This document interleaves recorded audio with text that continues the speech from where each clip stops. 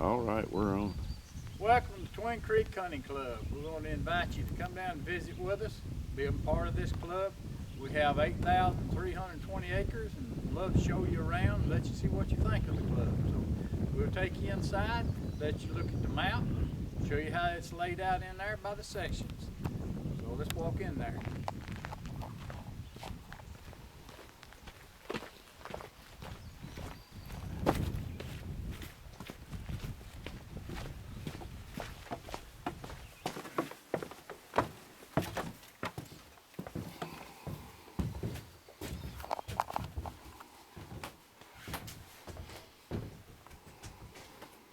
This is our kill charts right here.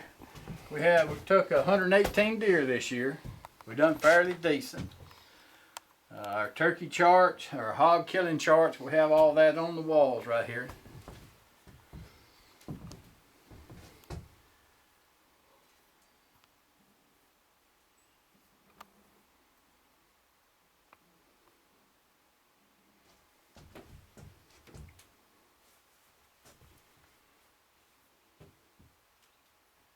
And this right here is our turkey charts right here. This is our turkey charts this year.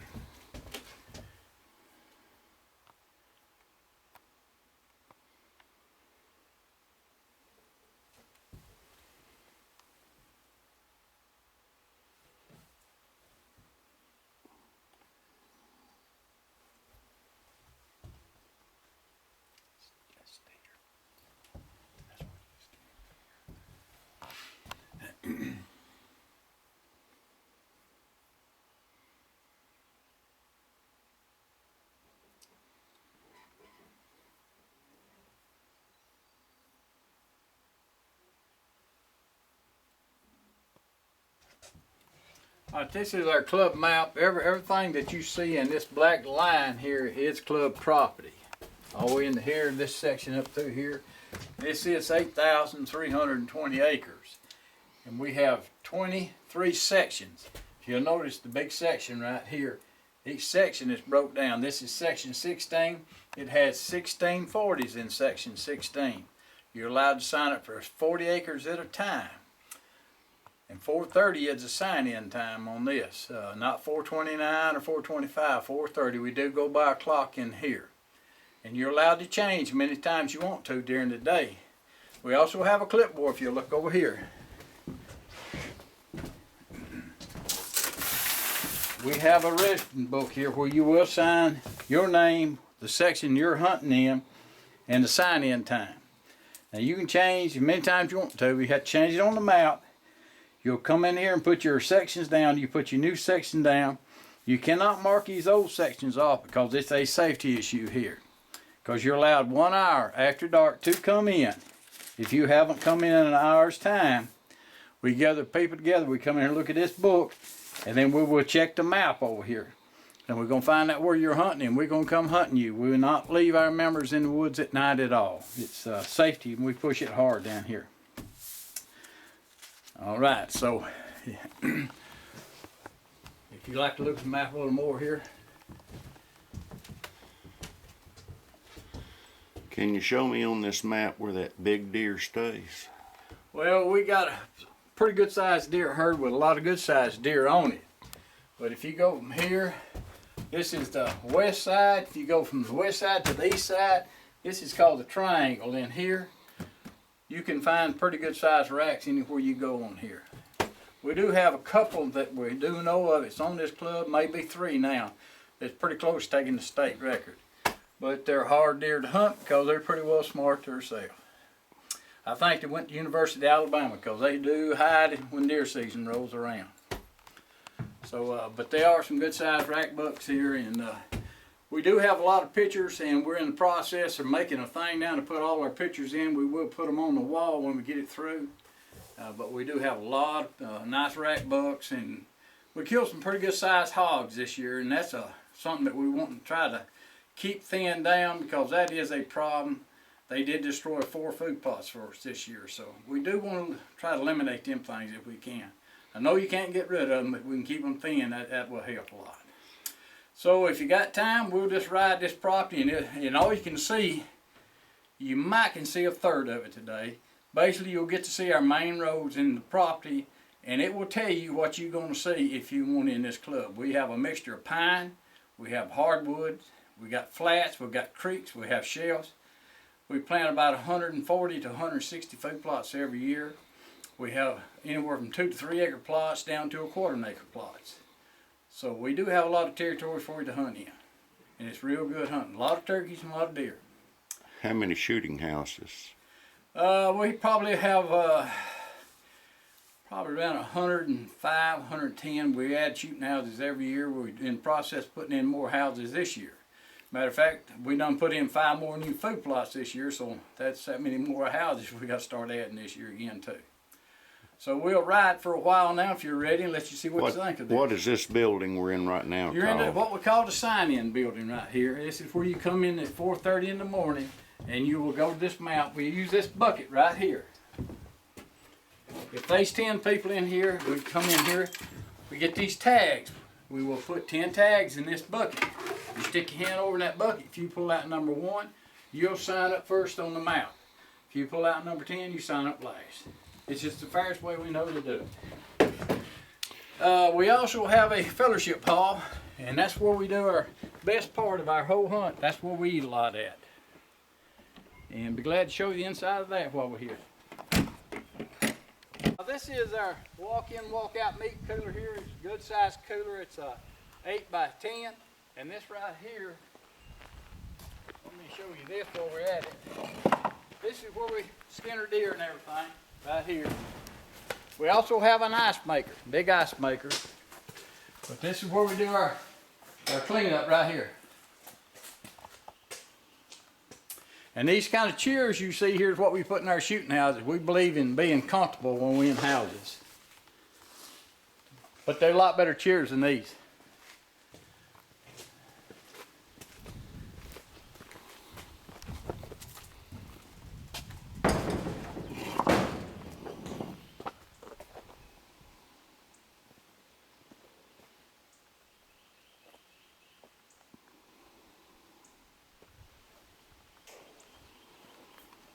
Let's walk over here and let you look in our fellowship hall. Ernie.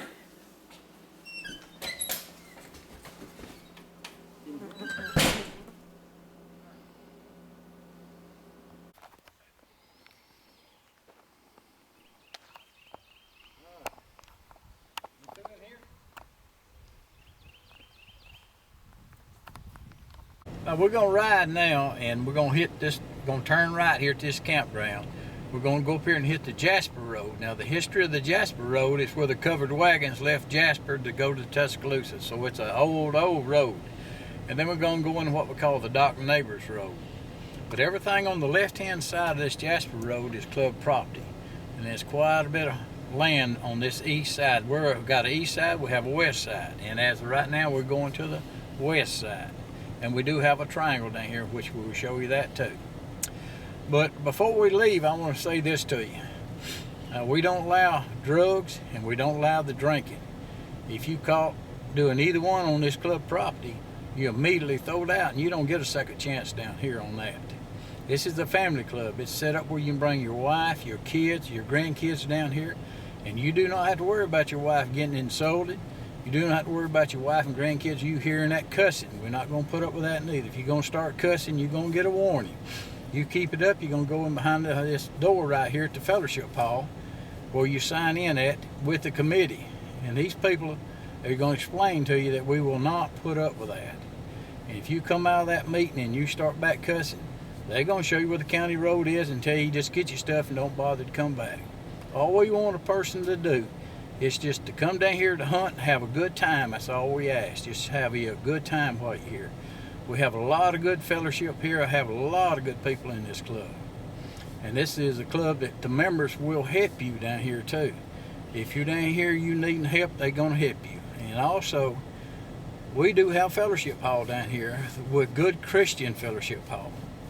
And so, you know, we do the Bible study. We invite and encourage everybody to come to it. Nobody has to come to it if they don't want to. And we do also have them good old dinners. So if you like to eat, this is the club, buddy, because we can put some groceries away down here. But we're gonna ride for a while now, because there's just no way you can see all this in a day's time. But we're gonna show you what we can possibly show you, see if you're interested in joining. So let's ride.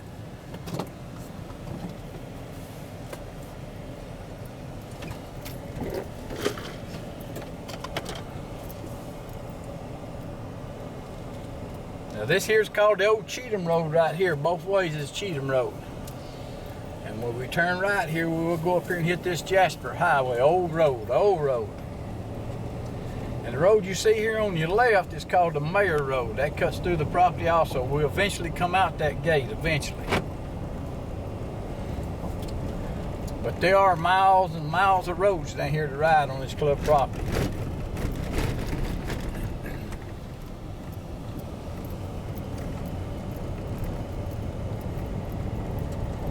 How old is this club? We've started this in 1985, so it's been here a while. How many members are in the club?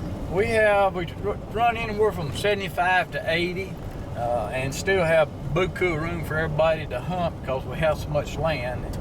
And we have a lot of people loves hunting food plots, hunting out houses. We have plenty of that for everybody too. And then, of course, we do have members that love to hang in these trees down here, and we do have some real beautiful hardwood down here. Now, this turn just goes into the Jasper Road right here that you're seeing, and it's probably 2.5 miles before we turn to the left off it. Now, everything on the left-hand side of this Jasper Road right here you're seeing is club property. We do not have anything on the right-hand side. It's just on the left. And there's been ain't no telling how many covered wagons that's traveled up and down this road here to Tuscaloosa. Of course, it would take them a week or so to go back and forward, probably about 2 weeks. Now, we do have gas wells on our property, and we do have real good roads on account of we have these gas wells. It makes it a lot easier in the winter time. You don't get stuck. Are there any places you need a four-wheel drive or an ATV? Yes, we do have some roads that you need four-wheel drive on that going down into our, what we call our bottoms, down Yellow Creek, Dry Creek areas. You do need four-wheel drive to go down into there. Now, ATVs and your four-wheelers are just like a regular vehicle. You have to keep them on the roads. You can't drive them through the woods. We don't want no vehicles in the woods. But there's enough ways, enough roads to get to where your deer's at. So that's no problem getting your deer out.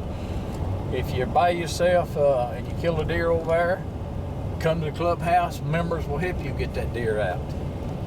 We'll send anywhere from 5 to 10 people over there to get your deer out. So you won't have a problem about getting your deer out. Now, this is not what you call real flat country. We have hills and hollers, and we do have flats on it. Now, don't misunderstand me on that. We do have some flat areas. But we do have hills and hollers, because this is Tuscaloosa County. And we do have Dry Creek, Yellow Creek, and we do have Blue Creek on it.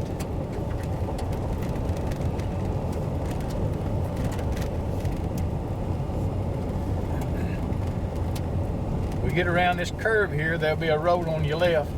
Takes you down into some of our lower parts of the bottoms. We got food plots down there.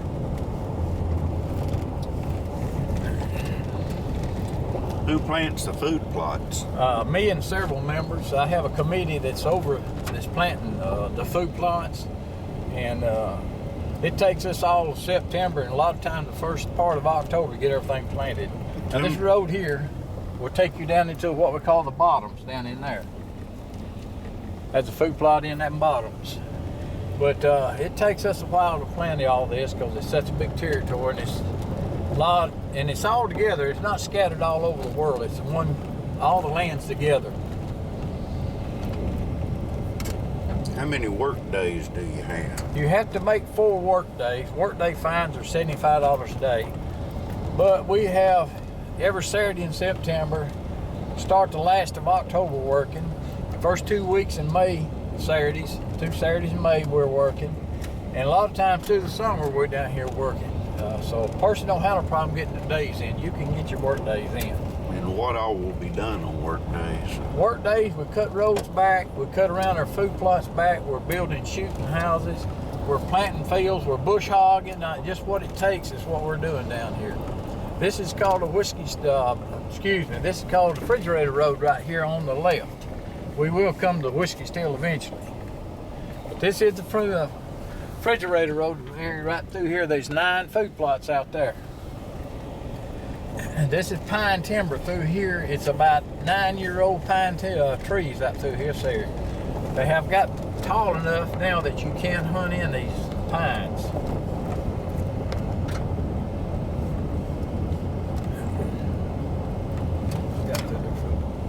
See how that through here, it's sort of opened up in the pines now. You can get there and hunt in this pine thicket finally. We do have a large amount of deer that gets in these pines when it gets cold weather. December and January, they move in these pines. Of course, you got honeysuckle, sawbriar, stuff like that, and mushrooms that they eat. And plus, we have food plots around and inside of the pines, where the pines are real thick. We got plots in them. What else do you do to manage your herds? Well, we allow each member to take 3 does for membership card, and then when his wife, if she hunts, she gets to take 3 does, and her kids get to take 3 does. So that pretty well keeps us on a 50-50 ratio on our buck and doe population. Our deer herd weight has increased 5 to 15 pounds in the last 2 years. Now this is called the Watermelon Road right here, and that's how it got its name. We plant watermelons out there for the deer. Of course, we wind up getting 2 or 3 out of it this fall, but we plant that for the deer.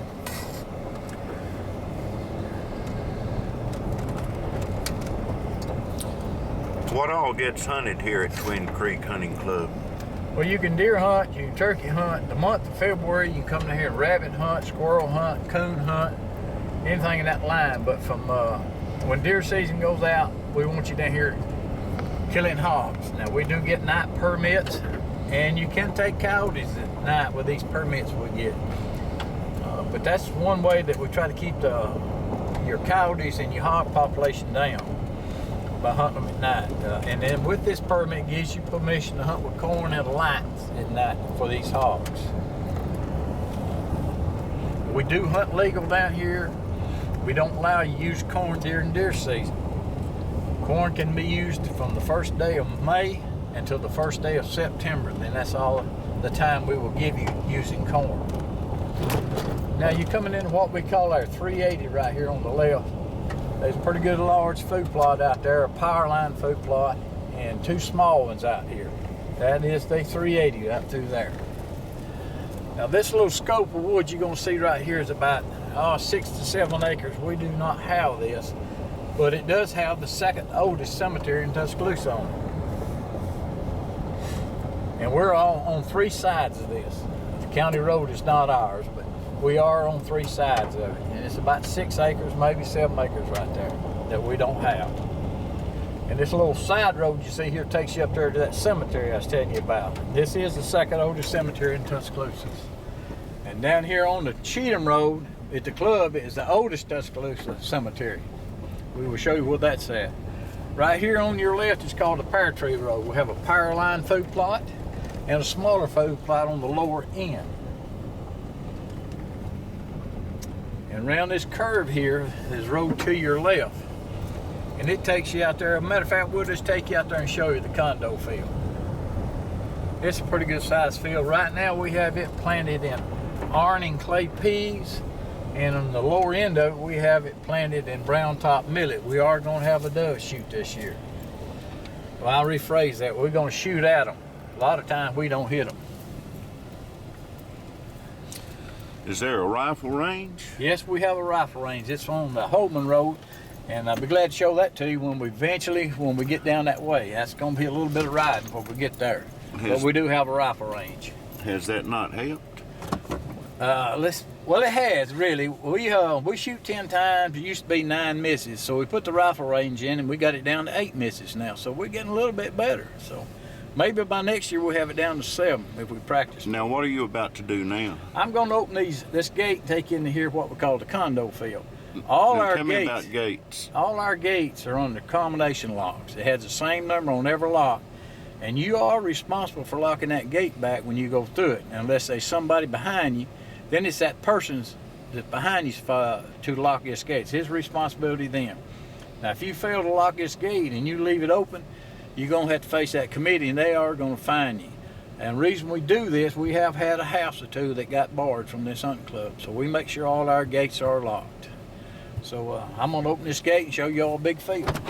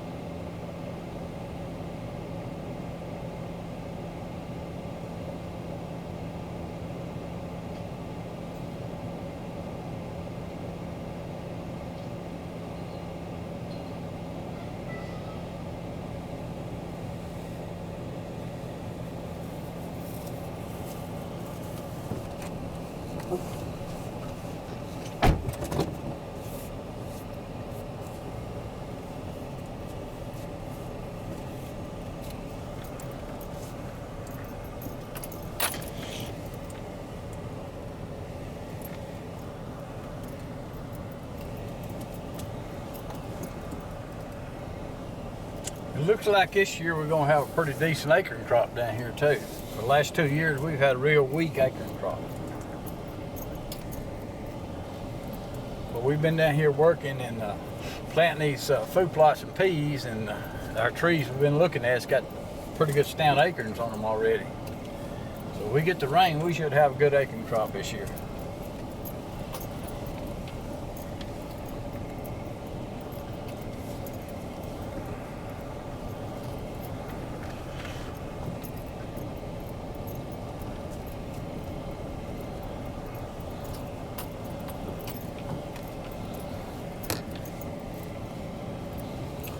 Now this is the condo field that you're about to see. Are there signs on all your roads? Yes, there's signs on the roads. We put signs on the shooting houses. Put signs on trees showing you where you're at. See this sign right here? It says West 12L. That's your section in the west side. So this is what I'm signing out on the board. Right, that's what you're signing out on the board, W12L. That tells you what section you're in. Now, like I say, this field here is 3/4 of it is planted in iron and clay peas, and the back of it is planted in brown top millet. So this September we will shoot at some doves. Not sure we can hit any, but we're gonna shoot at some doves this September. So we should have a real good time doing that anyhow. About 4 years ago, this would be the one to shoot. It's been 4 years since we've had a dove shoot. The last dove shoot we had, we shot 678 times and killed 32 doves. So that should tell you how we shoot down here. We're real good, real good. So accuracy is not a requirement to join this club? No. If you can miss, you can fit right in with us real good. But the main thing is, have a good time. I don't care how many times you miss, as long as you're having a good time down here. That's what it's about, fellowship. Good fellowship. Enjoying yourself. That's one of our shooting houses there. It's 14 feet off the ground.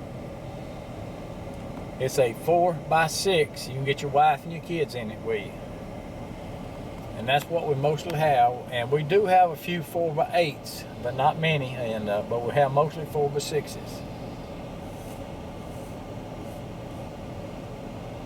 And it's from that house to the back of this field is 280 yards.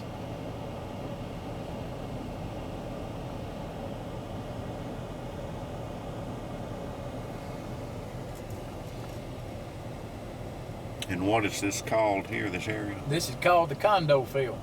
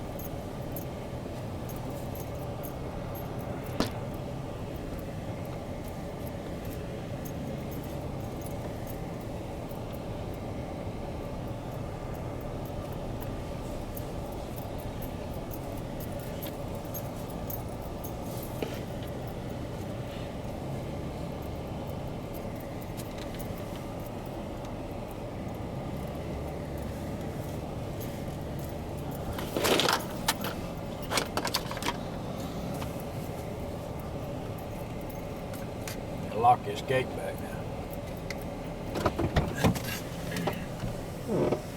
Yeah.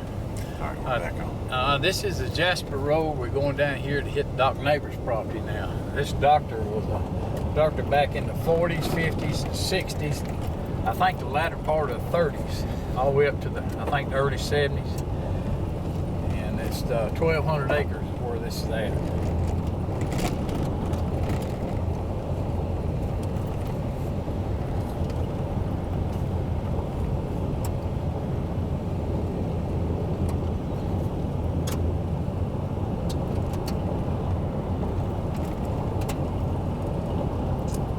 This road on the left here is where you go in on Doc Neighbors.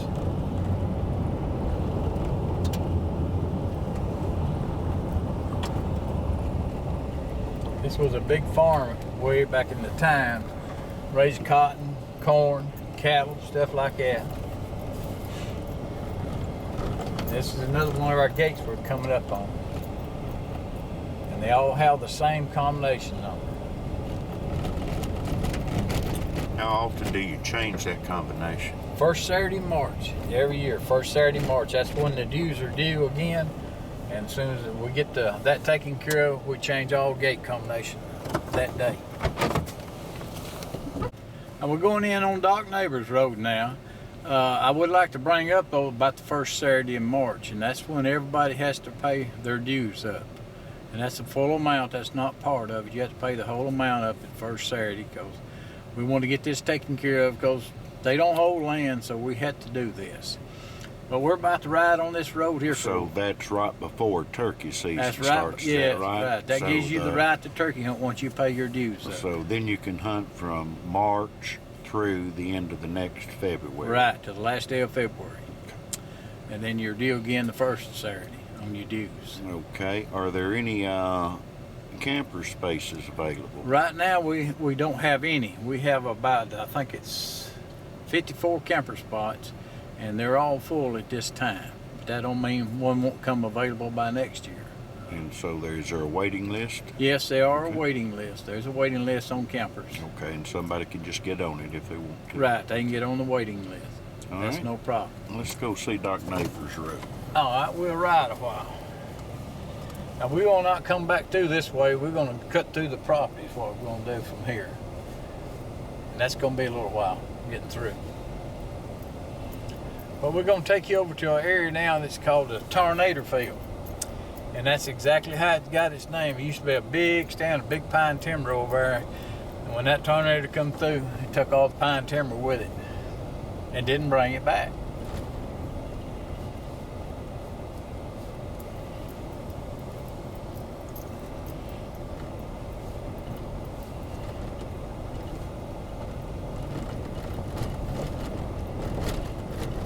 This is some pretty land over in here.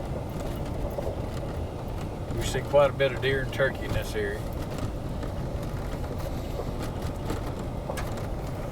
Are most of the members deer hunters, or do you have a lot of turkey hunters? I have, well, mostly of them deer hunters, but you probably got serious deer hunters. I may have 6 or 8, maybe 10 serious turkey hunters, turkey hunters.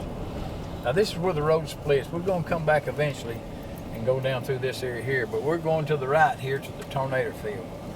But back to my turkey hunters, like I say, I may have 6 or 8 that's really good turkey hunters, and then I have some of them that shows up that opening weekend and just get out a while, what they want to do. Which that's fine. If it makes them happy, that's fine.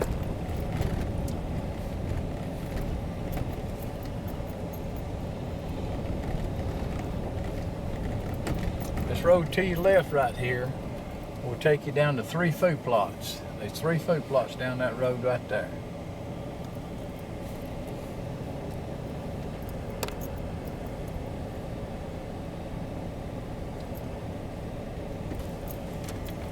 This is pine plantation over here. This timber has been thinned. It's about 7, 8 years ago, I believe it was. It was thin.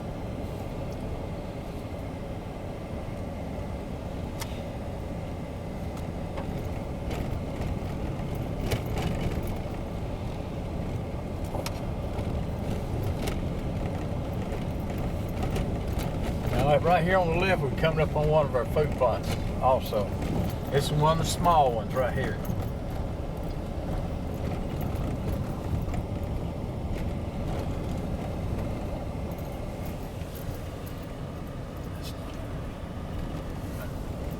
Now right here on the left is one of our small food plots.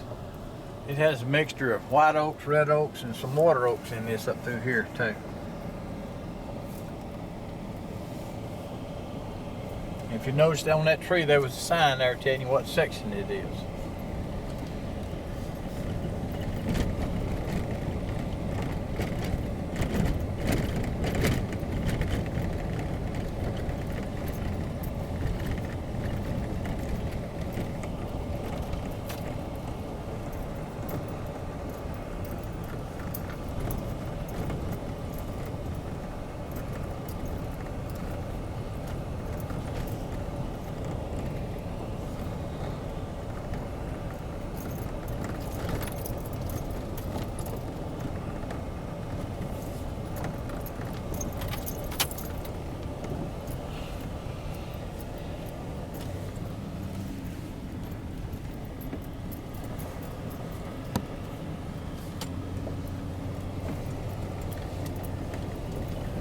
Coming up on the gas well pad here on the right.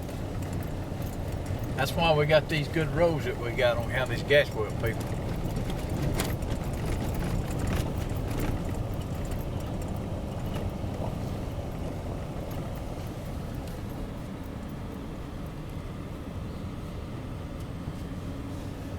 Now right up here on the right is another one of our small food plots.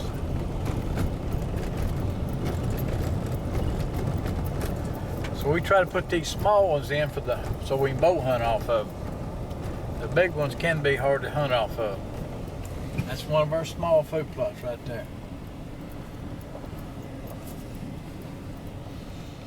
How many bow hunters do you have? I probably got about 12 to 15 bow hunters, and then another 8 to 10 shore uppers that likes just to get out.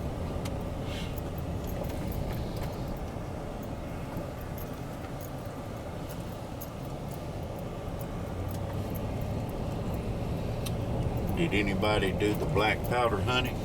Yes, we had a few members that done that this year. I got probably about 6 to 8 of them that likes to do that.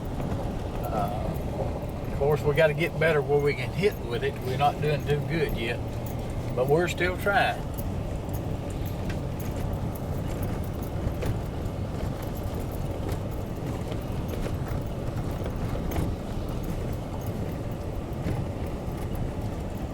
We're going to turn right here, and this here is called a tornado field.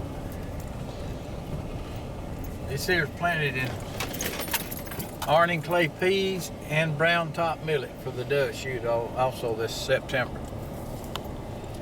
That shooting house is 14 feet off the ground.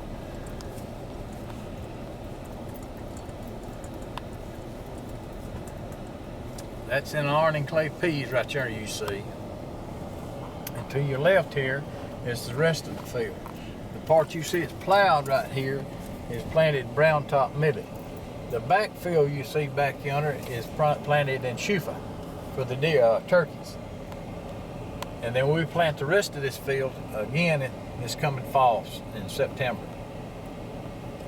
But this is called the tornado field.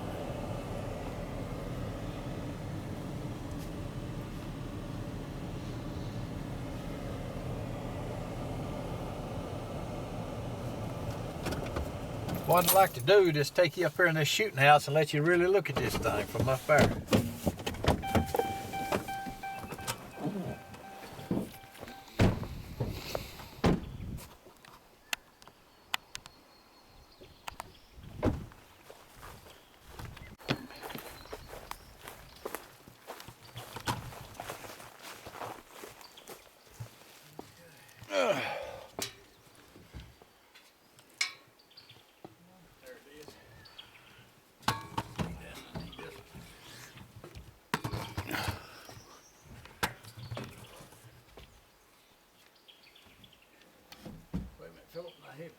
Oh, I'm fine.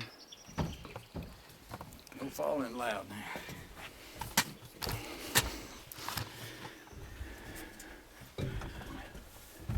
Oh. Let me raise this up so you can see.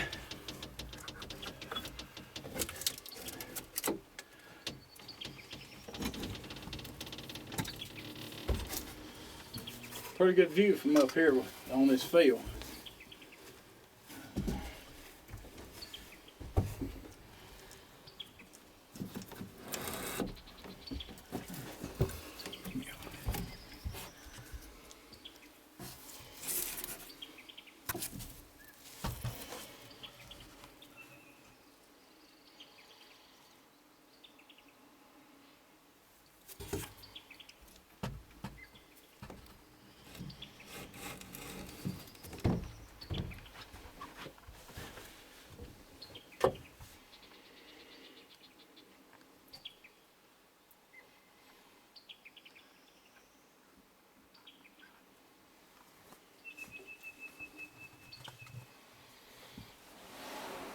Now, what are the rules about the shooting houses? Well, what you bring in, you bring out. If you bring your drinks, your sandwich paper, all that goes back out when you come in. If you leave trash in this shooting house, you're going to have to go in front of that committee, and they're going to get in your billfold. Yeah, same thing about trash all over this hunt. You will not see it on this hunt. If you throw cans down, you're going to get a fine. If you throw paper, cigarettes down, butts, you're going to get a fine. We keep it clean. Try to keep it as natural as possible down here. Because I don't like looking at a garbage dump, and I don't feel like nobody else does neither. How many people are on the committee? There's 9. And what does the committee do? The committee is on the rules. They make sure all the rules that every member goes by them. And I mean every member, that's including me. All the officers go by these rules. We don't do the partiality thing down here. How many officers do we have? You got me, the vice president, you got your treasurer, and your secretary. And so that's on the main officers. And then you have your 9 committee people. So if somebody has a problem, what should they do? Well, you go to me or that committee or the vice president, and it will be taken care of immediately. It's not none of this, let's wait till the end of the season. We take care of problems right away because we don't want that to build up. We don't have that many problems, but when we do have something come up, we take care of it. Are there any private shooting houses? Yes, you can put them up on the side of the road, and you can put your name and a lock on them, and people have to get permission from you to hunt out of them. But all shooting houses that's on these food plots are neutral. Anybody can hunt out of them. What about riding up and down the roads? All roads are neutral. Anybody can ride a road because you have to be able to get to where you want to go. So all roads are neutral.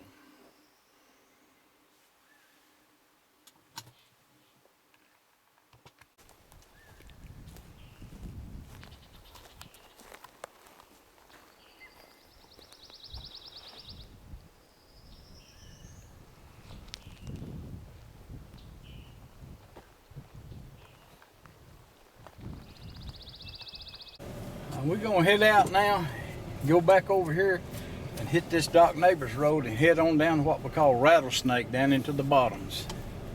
Yes, and we do have rattlesnakes down here, so everybody has to be careful with that. Of course, we ain't had nobody bit.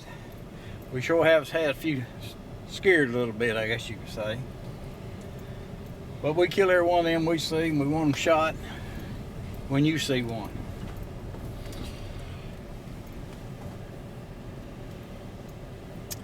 This is one of the gas wells you can see right yonder behind you.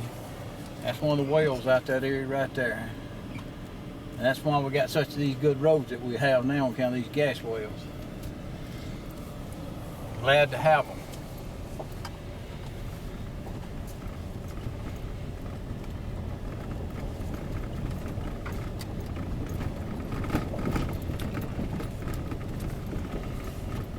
Tell me about safety in the club. Well, that's something we push real hard down here. If you shoot in brush movement, you're going back in front of that committee, and them people are really not going to talk nice to you about that. And if you get to stay in, you're probably going to be paying a big fine, because it ain't worth killing a man a woman or a kid over a deer. It's just not worth that. So we push that safety real hard down here. So you got to know exactly what you're shooting at. If you don't know what's in that area, you'd be best if you just don't pull that trigger. I'd hate to know I had to go home to somebody's house and tell their wife or husband, either way, that their loved one won't be coming home because somebody shot them. That would be a bad thing to have to do. So we don't want that to ever happen in here. We've got a good safety record down here, and we're going to keep it that way.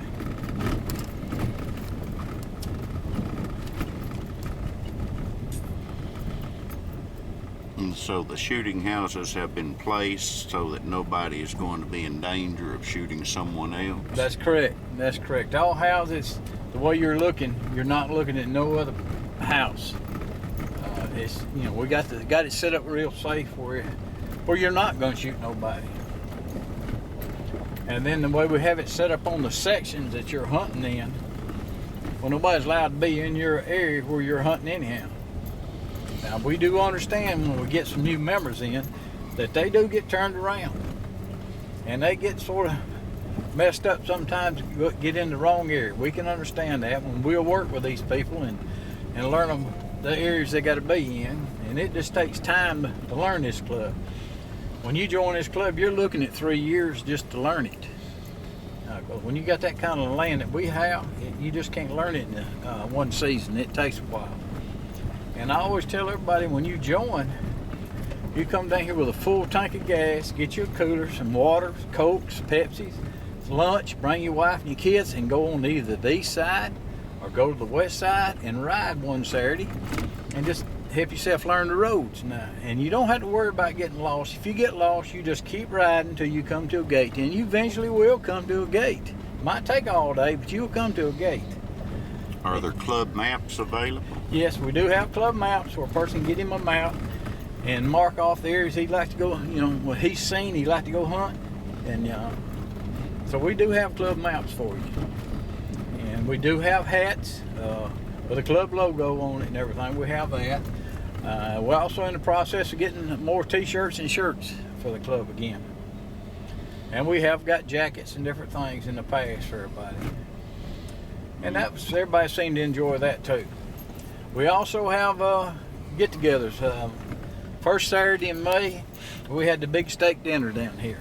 We had a man come down and talked to us a little bit about our deer herd. He rode the property and looked at it. He had told us that a lot of clubs he goes to don't do it like we do it. So they usually got problems. But what he's seen down here, he recommends several other clubs do what we're doing because we're doing it the right way. And that's the way we're going to do it. We're going to do it legal, and we're going to do it the right way. The club follows all state hunting laws? All state hunting laws. And no loaded weapons are allowed where? You cannot load one and have it in your vehicle riding to where you're going. It's got to be unloaded. And then when you get where you're going, you can load your weapon. But you can't load it and put it in your vehicle and hang it out the window. If we see that, you're going to be saying, well, I'm back in front of that committee again. But it comes down to what I said earlier. We're a hard case on the rules. But we don't show the partiality down here. Every member in this club goes by these rules. And you have a lot less problems when you do it that way. Everybody can come down here and hunt and enjoy themselves and not worry about getting shot. Now this is the Doc Neighbors Road we're riding on now. This road here takes you all the way down into the Blue Creek bottoms down in there, and that's where we got two big fields down there called Rattlesnake. And right here on your left is a power line food plot we have. And I'm about to get my head out of y'all's way. That's the power line up there to the left. It's an old power line they took out years ago, but we still plant that thing because we do get to shoot at some deer.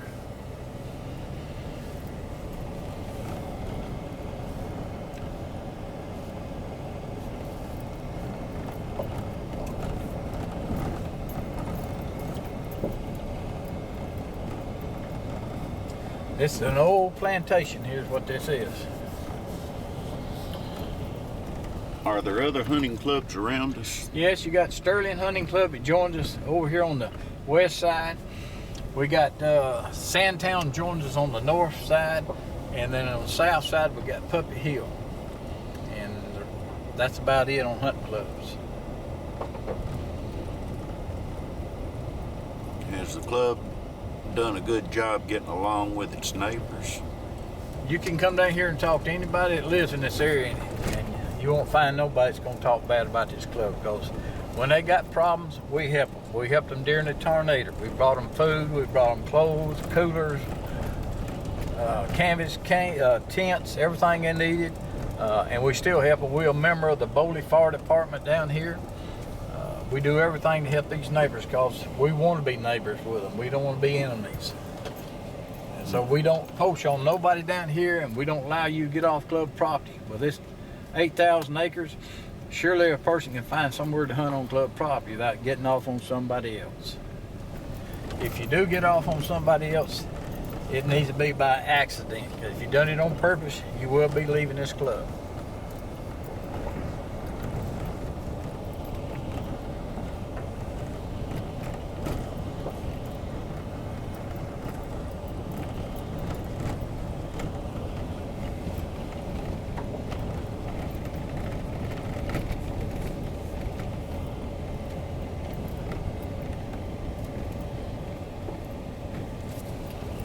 When's the last time the game warden came to check us? I had to call them, get them to come down. They tell me that we don't cause no kind of problems. If I got problems, I've got to call them and get them to come down. The first Saturday in May, we invited them to come down and eat with us. Our game warden come down, and he wasn't down here 15 minutes and he had to leave. They had problems. So if we want a game warden, I had to call him and get him to come down.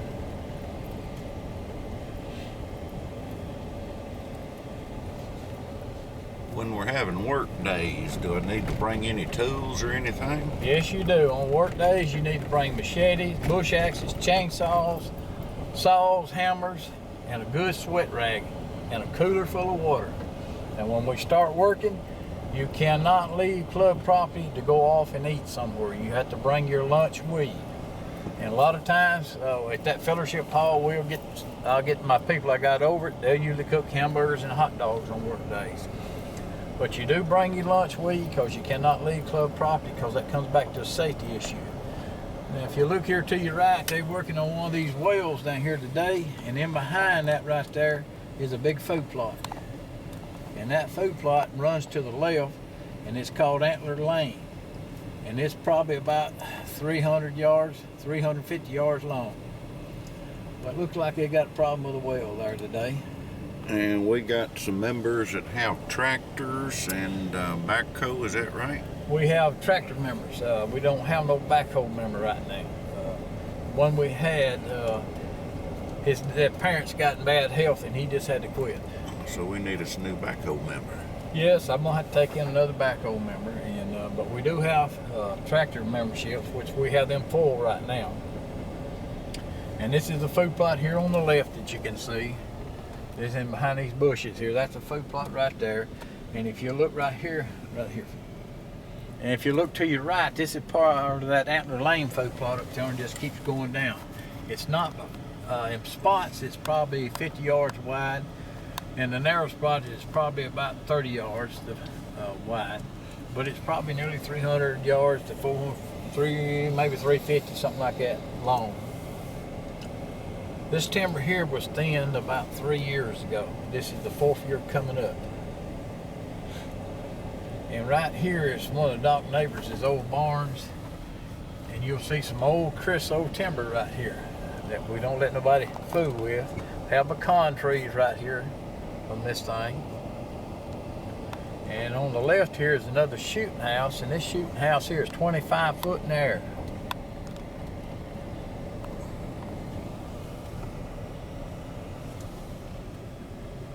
And if you look here to your right, you'll start seeing some of this old creosote timber and 2x6s and 2x8s. This was his catch pen where he caught all his cattle and everything back in the 30s and the 40s and the 50s, 60s. That was the catch pens right there. So that's just part of history, and we always keep it like it is.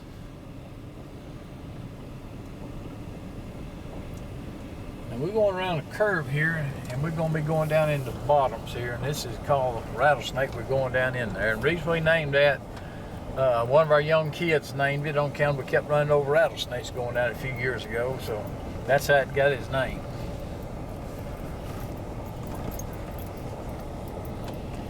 And a lot of our kids, parents, when they joined this club years ago, hadn't been born, and a lot of them has been raised here now. Some of them done in their 20s, some 15, 18-year-old kids. Does the club have a youth hunt each year? We have a youth hunt every year. Every year we have a youth hunt. We have it during turkey season even. Now this is Rattlesnake we're going into right here. Now there's so many side roads, there's no way we can ride them today because we'd still be riding at midnight and not get close.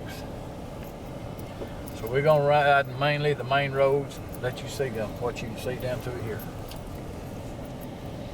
We bush hog this right here every fall. A lot of our ladies like to sit up on top of the hill here and watch these deer cross right through this area here. It's real good in this curve down here. And our ladies shoot better than some of our men.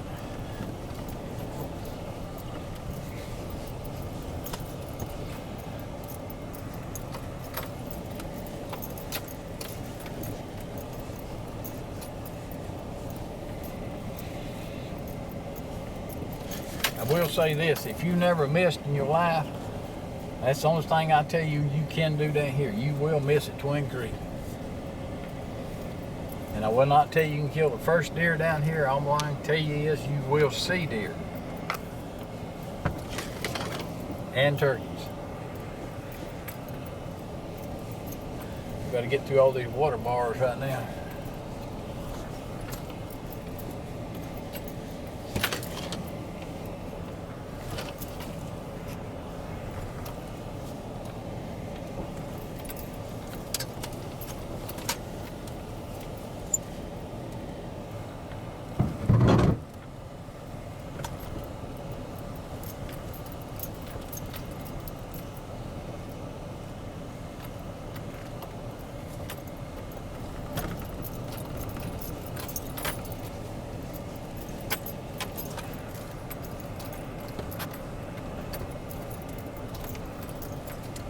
We're about to get down here in the bottoms now.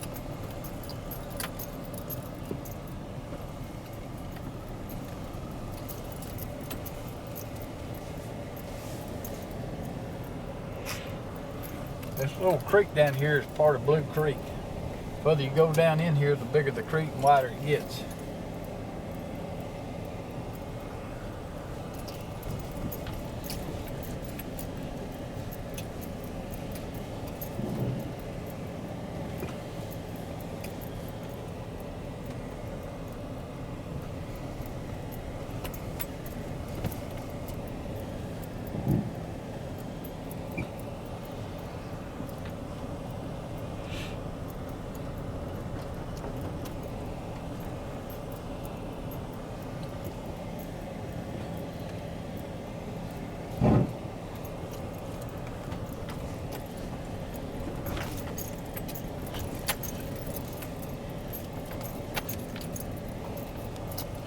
We're finally down here. That house there is 25 feet in the air also.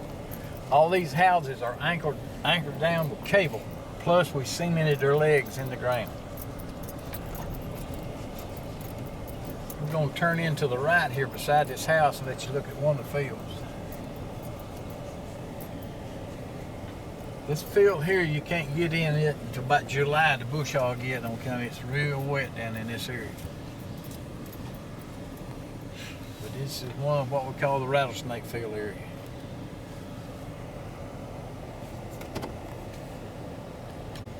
Yep.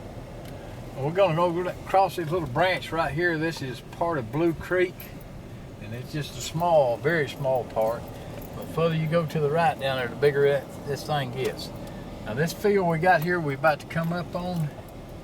We have it planted in iron and clay peas. And we throw a little other stuff in it. We put some cantaloupes in it and some brown top millet in it this year.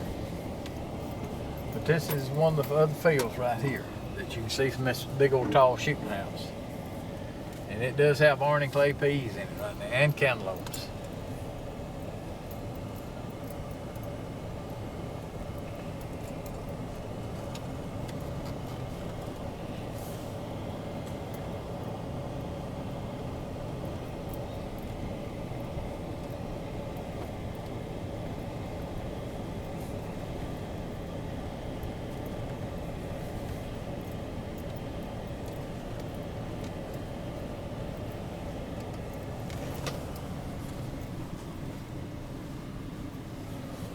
That's one of the old houses we're gonna pull out this year that we pushed over last year because it just wasn't safe enough.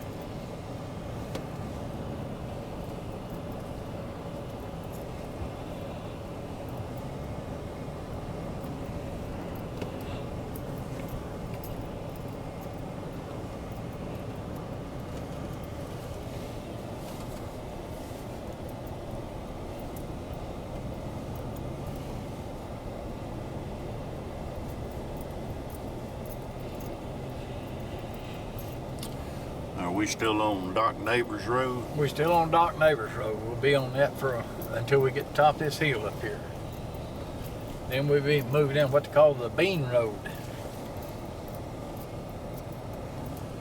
All these bottoms is what he planted in cotton and stuff. And he'd come back in the past planted corn and soybeans in it. And since we've left the clubhouse, we've just circled on the outer edge of the property, haven't we? That's all we've done. That's all we've done. You might, like I say, you might get to see a third, but you'd be doing good if we get to do that. Now this is starting south of these bottoms down here going up this Rattlesnake Road. Now this is one of the roads in the winter time. We close this off. This is a walk-in hunt down here when gun season opens up. I always recommend everybody park on the other side and walk down. But you have to walk in here to deer hunt this, to these food plots down here. Now if you kill a deer, you can drive down there to get your deer, but it is a walk-in hunt. Why is that? Well, we found out since we started doing that, the deer's got more comfortable about hunting down in these bottoms this last few years. But everybody walking in instead of driving down to the shooting house, but that was becoming an issue. And it's kept the deer a little spooked there. So finally we get the members that they realize that now that they got to walk a little bit. Which is not a bad walk on the other side. This in here is a little bit tougher to walk in on, but the other side we just come down, it's a lot easier to walk in. And if you kill one, you can drive down there and get it. Or go get help, then go down there and get it.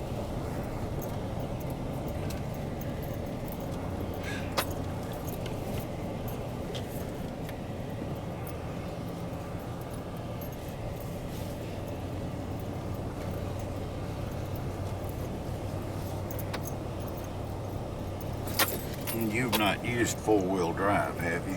No, I try. You don't have to till the weather gets bad on these roads here.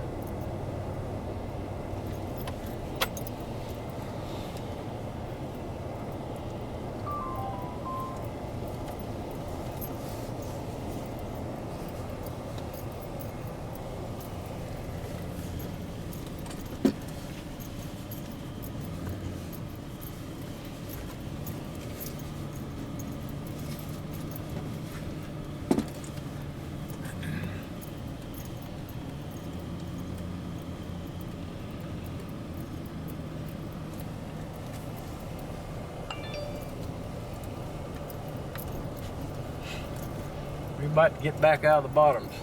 Get right up here we're out of. When you hit this Gaswell Road, you're on the Bean property, call it.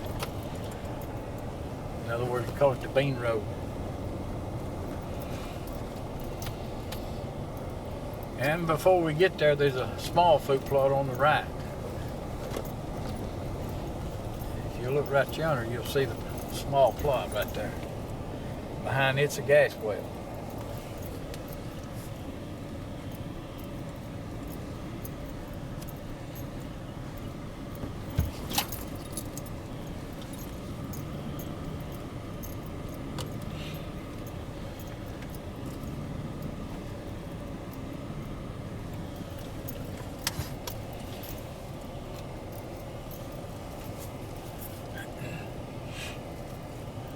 How many landowners do we lease property from?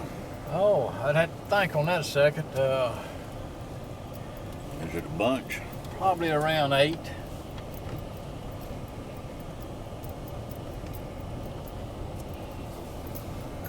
Yeah, we're on the Bean Road now.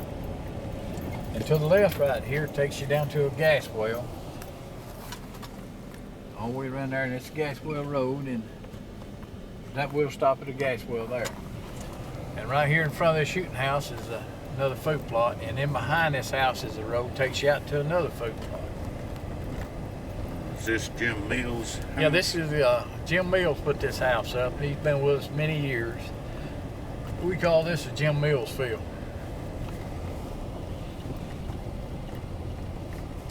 Of course, Jimmy's getting on up in the years now. That road there takes you to another food plot.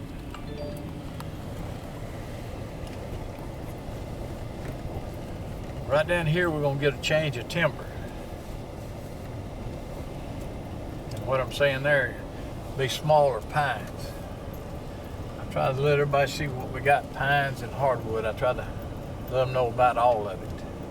So a lot of people don't care too much about hunting in pines. A lot of them want to hunt hardwood. But I have learned these pines make a big difference in December, January.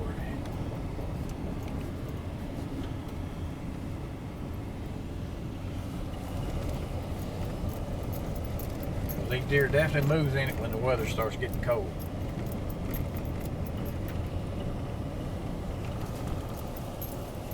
Now right here through this gate starts to change the property again.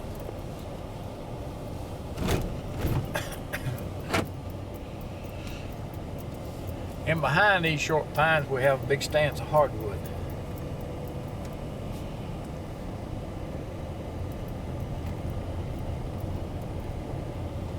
Right here to your left is another gas well.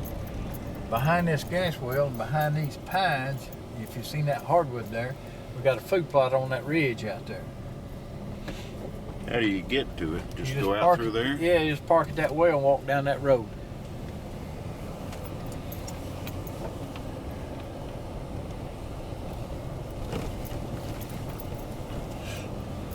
Like I say, in behind these pines here is hardwood. If you like to bow hunt, like I do, I use these pines to bed in, feed them acorn trees. So fella, if you do like I do, I crawl up in the hardwood there and get right close to these pines and wait on them. So you go find a place where you want to put your tree stand and then you leave it there? Yes, sir. I leave there. Nobody will bother your stands, neither. Nobody will bother. And you can't hunt out of anybody's stand No, without permission, is that? without permission. You have to have permission to hunt out of somebody's stand. They got to let you do it. If you tear their stand up, you are responsible for fixing it or buy a new one for them. Now, if you look right here, there's a sign here to show you this food plot. And the sign is just about fell over right there. It's 18F. 18F.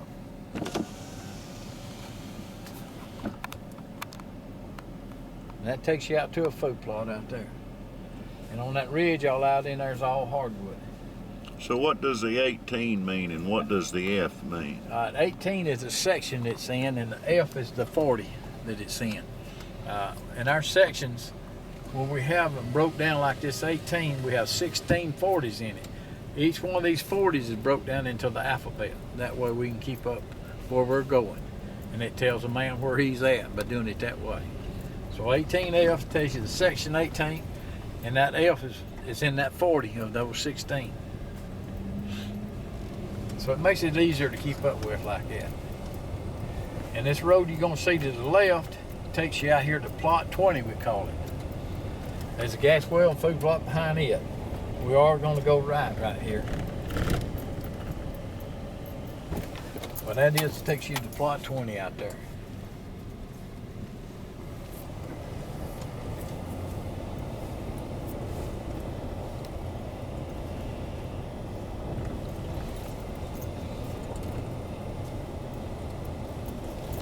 The road you see under to your right is called Long Ridge Road.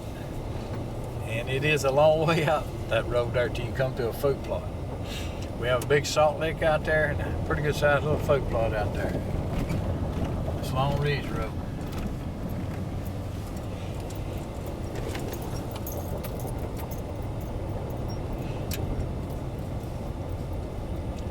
And if you notice, you ain't seen trash throwed up and down side of these roads as we've been riding either. Well, that's something we won't put up with.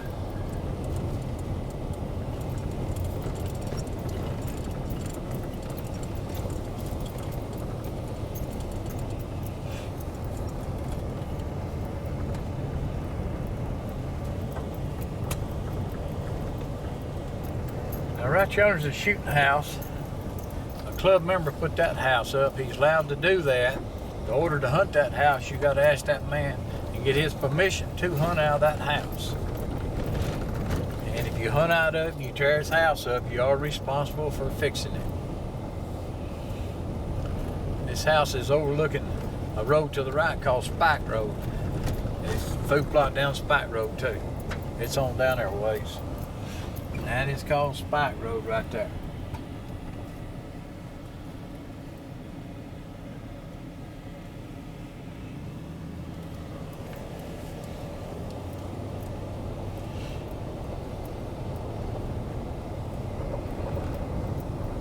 And this is another of our gas wells they've got.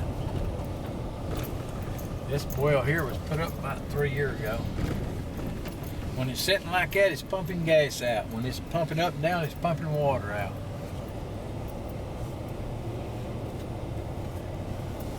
We're gonna get into another change of timber up here in front of us. It's a cutover that was put in here. They cut the timber last summer. So this is a new cutover we got. Road to your left takes you down into some more bottoms we got. We got several food plots down that road there and a big salt lick down that road there also. And right here is you change your timber where the cutover starts.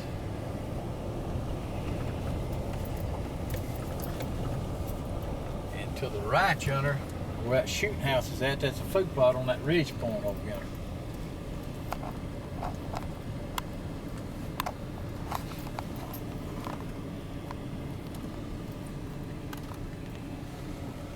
And they did shoot at some deer out of that house last year. And if you'll notice, you see hardwood all down in through yonder. This was a good stand of hardwood in here.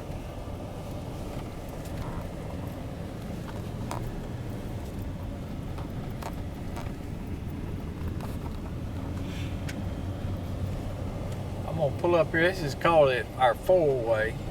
This is the Bean Road you're getting on, and then you get off to your left is the Mayor Road. I'm gonna pull up here and let you look at this. This here is, see, a long ways from right here. That's another private shooting house right there. This is part of that cutover that we had this year. And that takes you down to a creek down there in the bottoms there. Is this actually a road here? Yes, it's an old road that goes all the way through. This is called the Crooked Creek Road. We've got to do a little work on it this year. All the rain we had has sort of washed it out.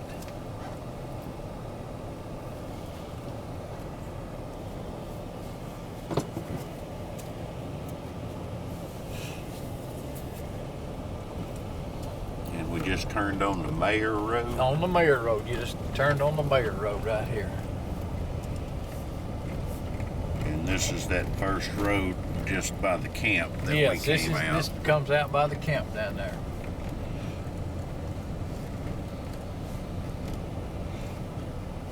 And all around us is club property. Yes, yes. You ain't gonna get off club property.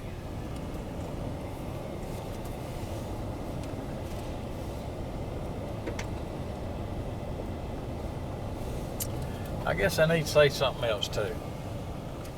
If you join this club and all you want to do is come down here and gripe and fuss and complain, committee's just going to tell you to find you somewhere else to hunt. All we want is somebody to come there to hunt and have a good time and relax. This world's stressful enough as it is. We just need you to relax and come down and enjoy yourself. So we like to be up front on everything about it. We don't hide nothing. You say, well, you didn't tell me about that. You're going to know all about this club before you get in. Because most people get in, don't get out. They stay with us for years. Now, there's actually a membership application that has to be completed, isn't there? That's correct. It's a white piece of paper you got to fill out. It tells us who's going to be hunting with you, your wife, your kids. Who your all gets grandkids. to hunt with me? Okay, if your wife, once you join, your wife becomes a member too. She's allowed to take deer just like you are. Your kids is a member of this club off your card until they get out of high school. When they get out of high school, they automatically go to the top of the list of getting in. And if you got grandkids, You mean as a member themselves, member. they can join in their They own can- membership. that's correct. They can do that. If you have kids that the parents don't hunt or anything like that, they hunt with you. We allow that also. Because we want the kids, if you got the kids hunting out here, they're not on the street roaming around. And that way it just sort of keeps them out of trouble a little bit. But this, like I say, this is a family club.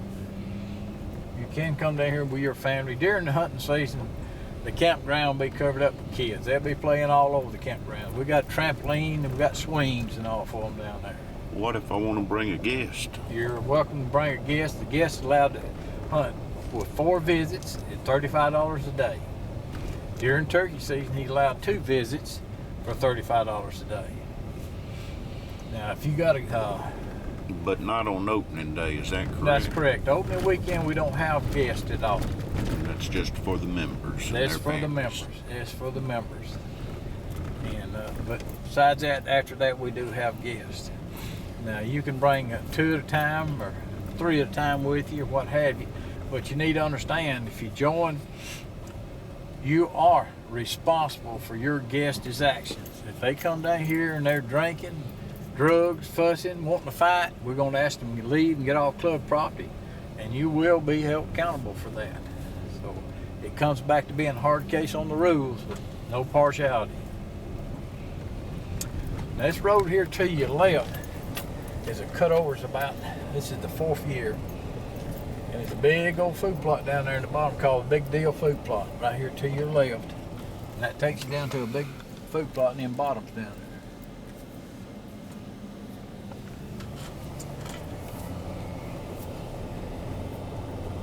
But we have a mixture, just basically anything fella likes. If he likes hunting cutovers, we have that. If you like hunting pines, we have that. If you like hunting hardwood, we have that. If you like just hunting out of food plots off of them, we have that. Shooting houses, plenty of them. And we add houses every year. Every year we add houses.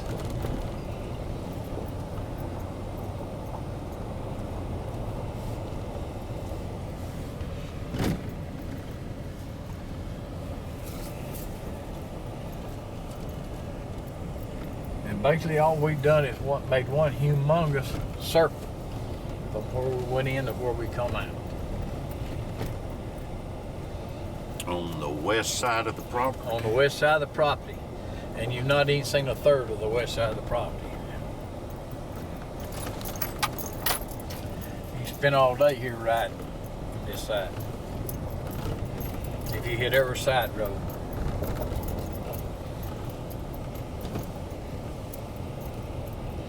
Because that's basically why I tell everybody it takes you about 3 years to learn it.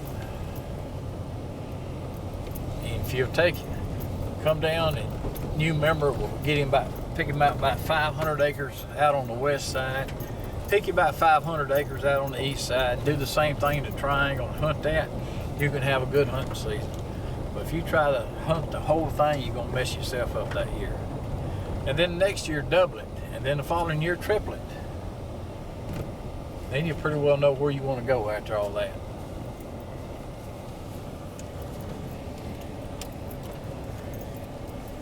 Because you are going to see deer basically wherever you go hunt. I just won't tell you you can kill any.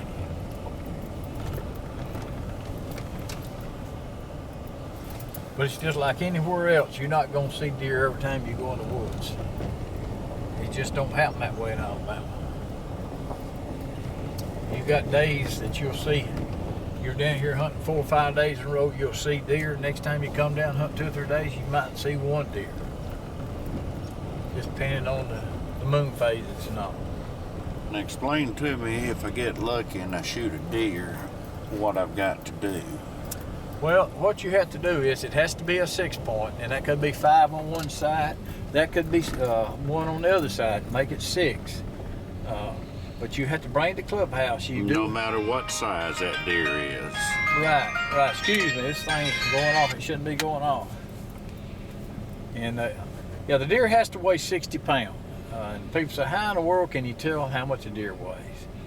First thing you do, look at that deer's head. If it's a little bitty short head, don't pull the trigger. Second thing you do is look at the deer's belly. If it's close to the ground, don't pull the trigger. Third thing you do is look at the length of it. Little old short deer, don't pull the trigger, because if it's a doe, it costs you $50. If it's a buck, it costs you $100. So it makes a man or a lady look twice before they pull the trigger by doing it that way. Now, why is there a fine? Well, one time we had a lot of little button heads shot, and that hurt us. So we had to do that to get people to look twice and 3 times before they pull the trigger.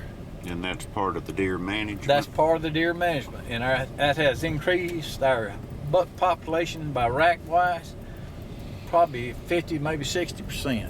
Now, there's some deer processors around here. What if I want to take that deer to be processed? Do I still have to bring it up to the... Yes, you got to bring it to the clubhouse before you carry it anywhere. It has to be weighed, and we have to have it, the weight, the name, where you was hunting at on our kill chart. We do have a kill chart there, and you seen the kill chart before we left. So you have to put your name down, you have to put the date down, you have to put how many points the deer had, or if it was a doe, it has to be put down on the kill chart. Had to put it down if you're hunting on the west side, east side, or triangle, or a food plot, morning hunt, or a evening hunt. All that has to be marked in. That helps us keep an eye on our weight, see if we need to do anything different. It's the reason we do that, and then it works out good, because we've had to make a couple of changes over the years, but everything goes good. Now, after you do all that, if you want to put the deer in the meat cooler, you can do that, and then take it to the processor. We got a processor down here at this Tewksbury on 43 called Edmund Processing, and they do a real good, super job on that. They vacuum seal the meat too, so they do a real good job, and that's the ones we use. But if I want to clean it myself there at the processing shed, I can? You can. We have a skinning shed there. You can do the work yourself. And you'll come take those guts and haul them off for me. Is that right, Bill? No, I will not. I will help you. What do I have to do with them? Well, we do have a place to carry them. It's called a gut well. And we do have a place to carry them and dispose of them things. So that's whoever shot that deer, that's their responsibility? It's their responsibility to make sure it goes into that gut well. Or take it to a processor. Or a processor, and Edmunds will do every bit of it for you. It costs you a whole extra $10 for him to do it all. So why gut it yourself when you just spend $10 and he skin it and gut it and all for you? So he does a pretty good job. We're coming up on what we call the mirror gate right here. This is the clubhouse area right here behind it. So all we done is made a great big old circle right here.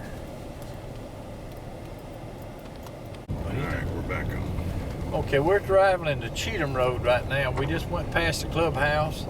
This is the road that the clubhouse is located on, is that correct? That's correct. And so if I keep going straight this way, left out of the clubhouse, where am I going to go to? You'll go to 69 Highway eventually. Now, if you look right here to your right, as a matter of fact, let me pull in here. This is the oldest cemetery in Tuscaloosa right here. It goes back to the 1700s. That's the oldest cemetery in Tuscaloosa.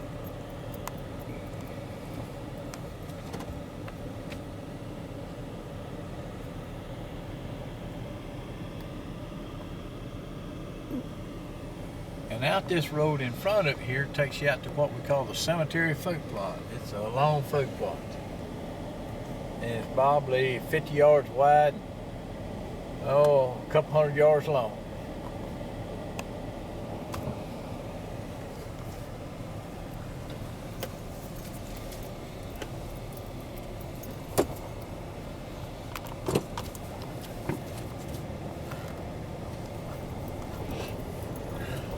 Right here on the left is another road. It takes you down to another big food plot in behind the clubhouse area.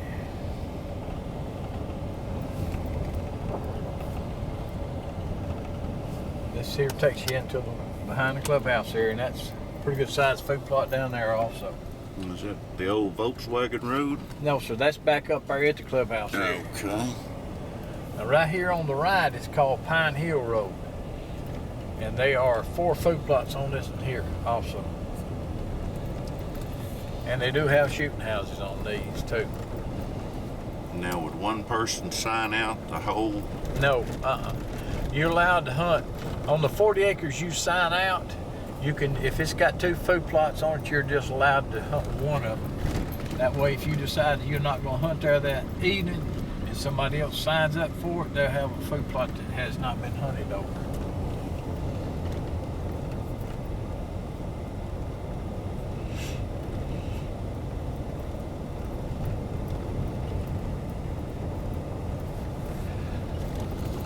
So I can sign out one 40-acre plot at a time. Right, And right. if I want to go back to the clubhouse and sign another one out, then I can, but somebody else could come hunt that They last could, one I was right, on. they could re-sign it out, somebody could, and hunt that one was not hunted. Now we're going right up here, and we're going to go on what we call North Gate. And North Gate will eventually come out to 69 Highway, but that's quite a few miles through there to it. And we're going to ride a little bit of that and let everybody get a look at that spot. Now, it used to be that if I signed out at 4:30 in the morning and went out and hunted on my spot, that I wasn't supposed to leave the club property without signing out. Is that That's still correct. true? You cannot leave club property until you sign out, because that tells us you're gone, and I don't have 15 to 30 people out there hunting you at night. So you had to sign out that evening when you're going home, or midday, everyone Or you if go I home. leave club property, I have to sign You out. have to- yeah. And then if I want to come back and hunt again, I can't leave and go to Tuscaloosa to the football game and then come back and get on what I signed out that morning. That's correct. You cannot do that. You cannot do that. And that way we make sure we don't leave anybody in the woods. That's correct. That way nobody's left in the woods at night. Now, if you'll notice on the gates here, we got signs on the gates. I guess you should have done pointed Has out. that happened? Have you had to go find somebody? We had one man left to Winchell-Watch Alabama football game, did not sign out. Oh, I meant, have you ever rescued anybody in the woods? Oh yeah, one time. We had one that got lost, and it took us half a night to find him. And, Well, I thought you had one that got messed up in his tree stand. well, we had one.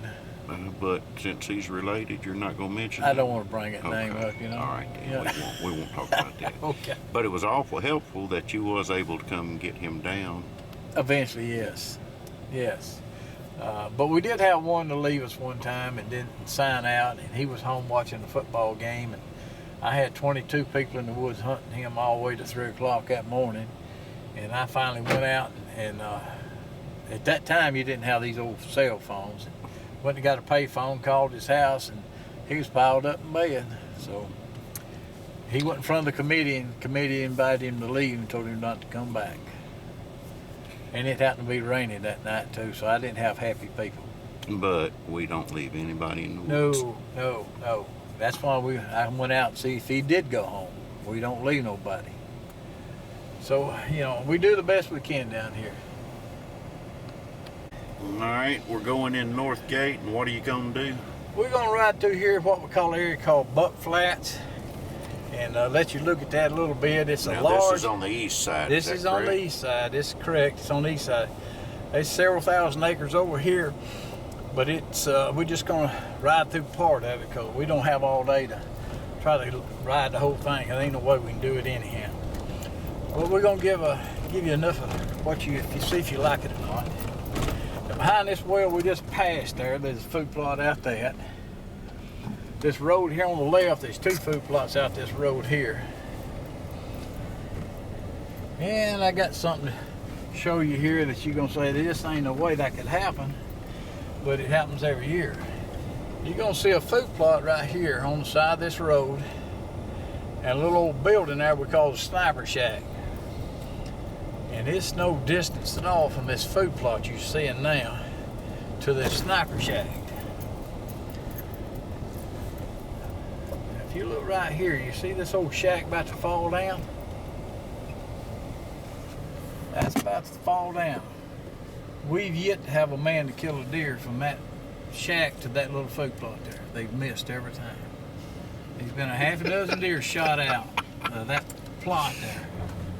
The only one that's killed anything is one of the ladies got a chair and sat beside it and killed one out of it last year. So it's just One of them things, which I guess you could say, when you go over this hill here, you go, it's a Y. If you go left, a lot of land back to the left, food plots all back down in there, Turkey Ridge, Tennessee River bottoms, Pine Hill, another Pine Hill deal back in there with several food plots. But we're gonna hang a right here, head into what they call Buck Flat, the whiskey still area. And it was named on account of these people that had a lot of stills back down there in the 50s and the 60s and the 70s.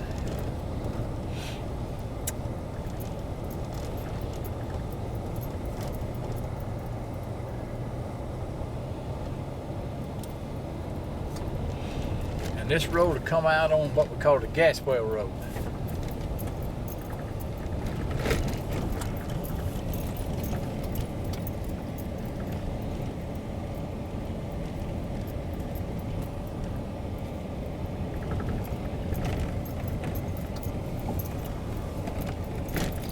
This is called the Gaswell Road we're coming out on right now. And on the right here is nothing but this big stand of hardwood timber. All timber, hardwood. And on the left, this here was cut last year also. This is the same company they cut over on the east side. They cut this back in here, in which we have food plots on it.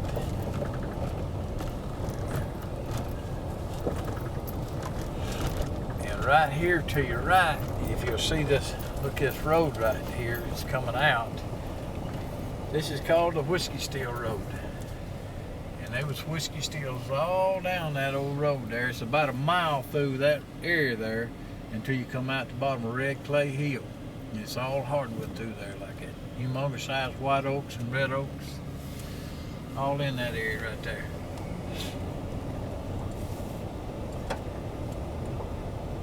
And right here in this cutover, we got it planted and set up for a dove shoot this coming year also.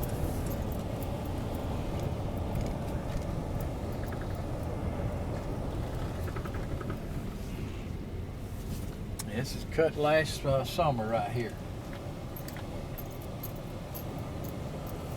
And right here on the right is an old power line. This is an old power line right here that this is planted shufa for the deer. I mean for the turkey, excuse me, for the turkeys.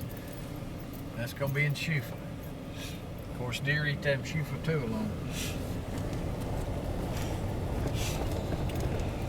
Have we had trouble with coyotes? Yes, we've had problems with coyotes. If you see one down here, we do want it shot. Same thing about hogs. You see a hog, we want you to shoot it. Don't let it walk off, shoot it. Because the problems you have with coyotes, they can take out 60% of your fawn drop. So you got to keep them things beat back. You can't get rid of them, but you can keep them thin.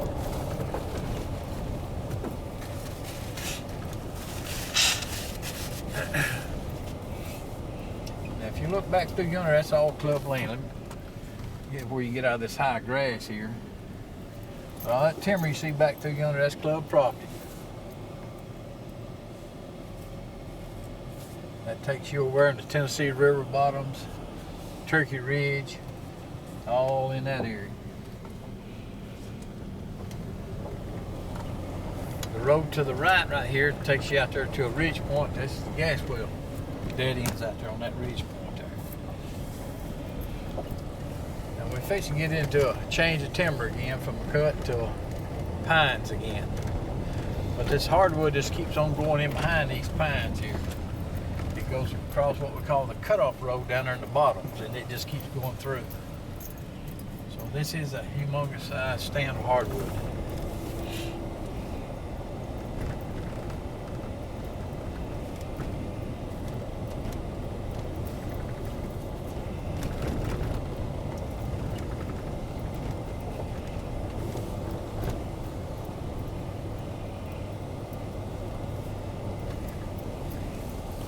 This is the change of timber I'm talking about. These pines here are probably 18, 19 years old.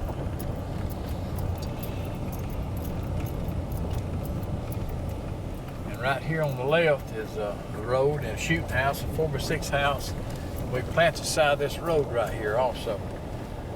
Matter of fact, youngest granddaughter took her first deer out of that last year and made me real proud.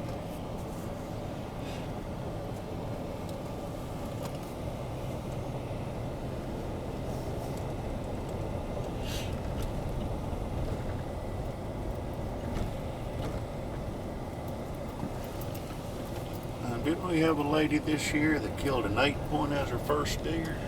Yes, had one of my granddaughters killed her first deer with a bow this year, and it was an 8-point. Of course, she's killed several with a gun, but that's the first time she'd ever killed a buck with a bow. And boy, she was tickled. Of course, had it mounted for her, and it was a nice 8-point. Then we had a young man during a youth hunt killed a humongous 12-point, and it had a big, I think it was a 19 or 28 spread was on this deer. It was pretty. And then we had some other kids during the youth hunt kill some pretty decent deer too. So we had a good year with our kids down here. They done real good. Made me proud of all of them.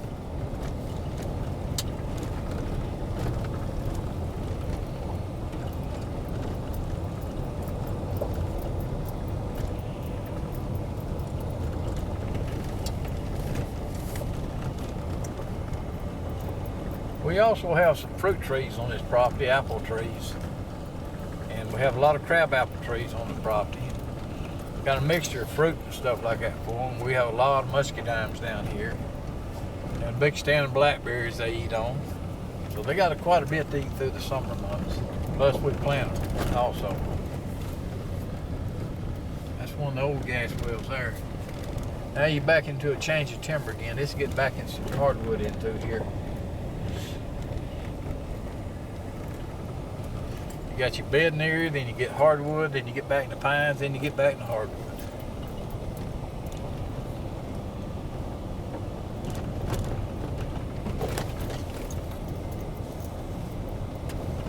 You're going to come up on what we call the T. This T takes you down into Buck Flats.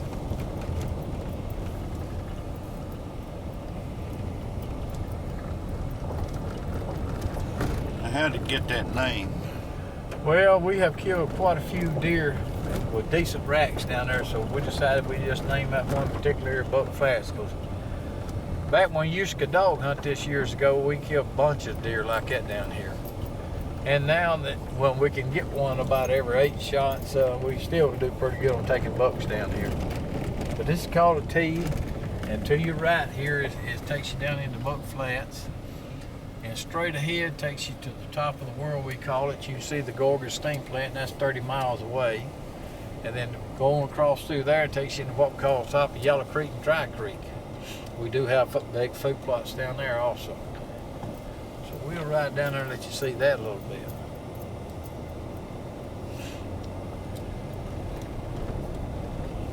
We've had people that has took deer out of that shooting house behind us there on the T. Mostly ladies.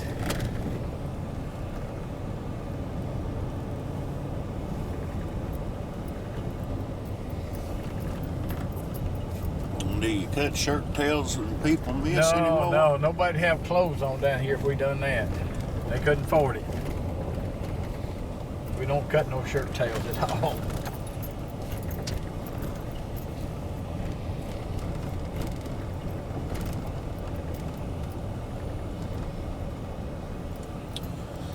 Well, tell me about the rifle range if I wanted to go there and practice.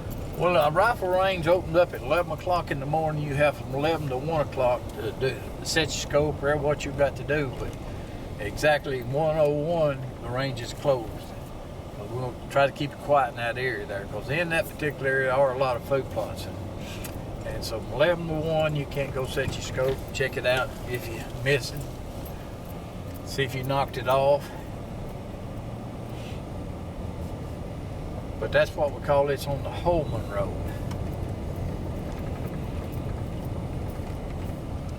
And matter of fact, we're putting a new food plot in down there this year even.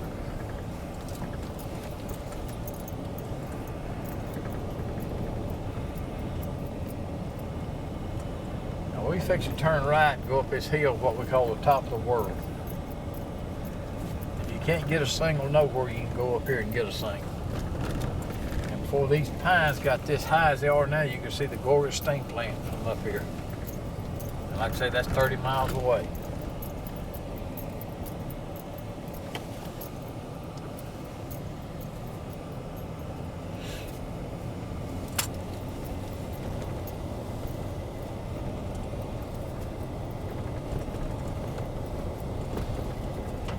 Why is it called top of the world? It's the highest point we got on this club. We got some pretty high hills, but this is the highest one.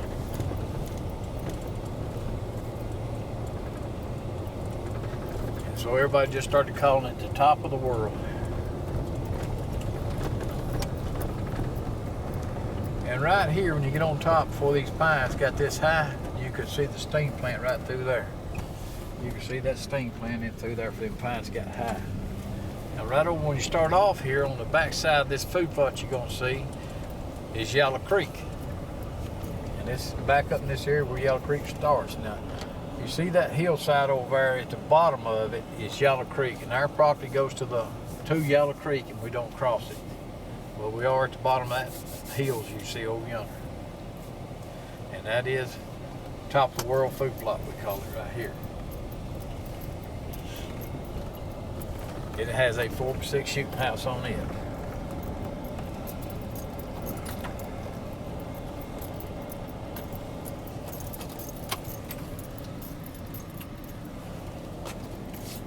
Our kids, during our youth hunt, we bring them over here because there's a lot of does in this area right here, and they always get to get them a shot. And so we do pretty good with the youth hunter on this food plot right here.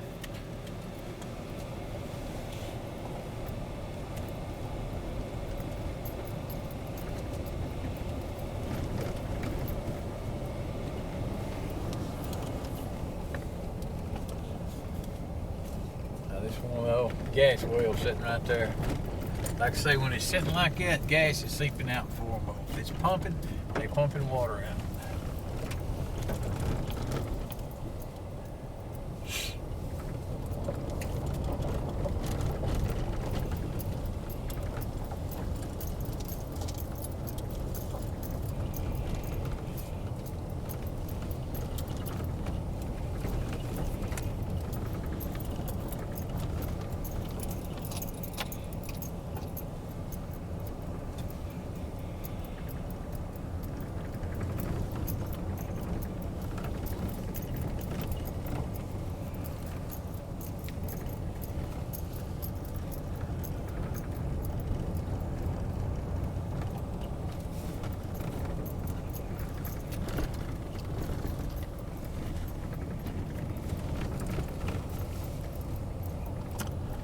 Down here at the bottom, we'll eventually come back and cut through here. This takes you into Buck Flats. That road there will take you into Buck Flats. That goes into the Buck Flats area.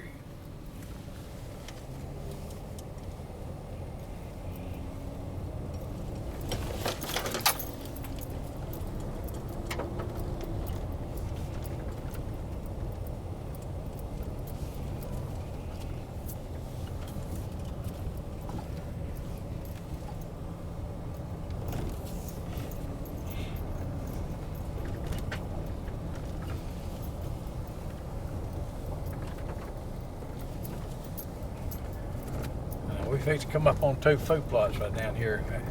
We got to go right by a gas well to get to it.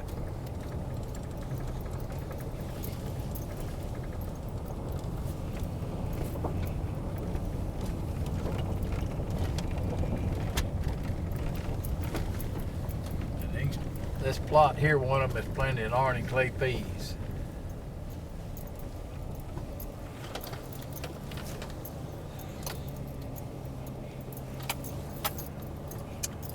This on the left here is in orange and clay peas. We just planted that last week. And this on the right, we didn't do anything to it. That's a 4x6 shooting house.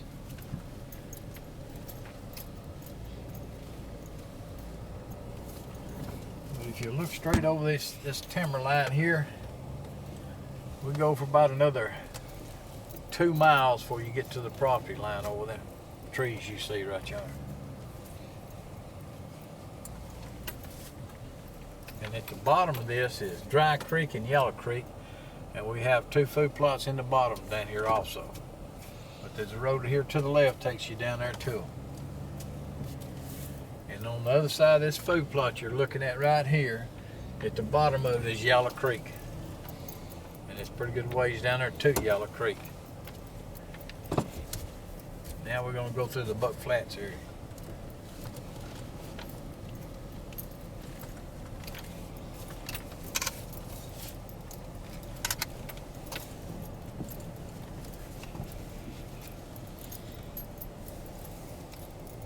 Now, if you wanted to get to the rest of the property behind us, how would you get there? You got to go all the way back around to where we come in at, and where we hit the Gaswell Road, you got to go right to get back in there to it. So it's several miles back around there to it.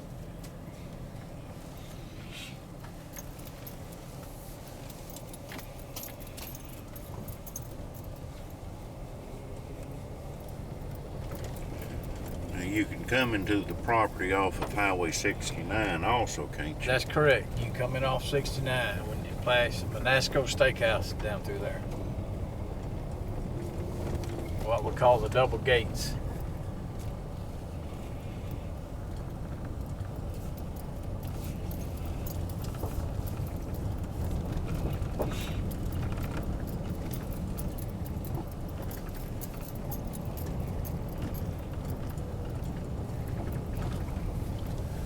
We're going to turn right here. If you look on this pine tree, it'll tell you it's Buck Flats. We try to mark the areas where it help our people find it. And right there on that pine tree, you'll see the sign, Buck Flats.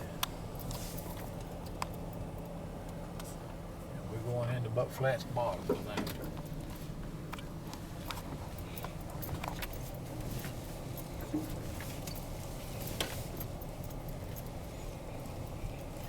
This is one of the roads in the winter time that you use your 4-wheel drive on. And they are telling me they're going to put a gas well right down here, so if they do that, you only have to use 4-wheel drive.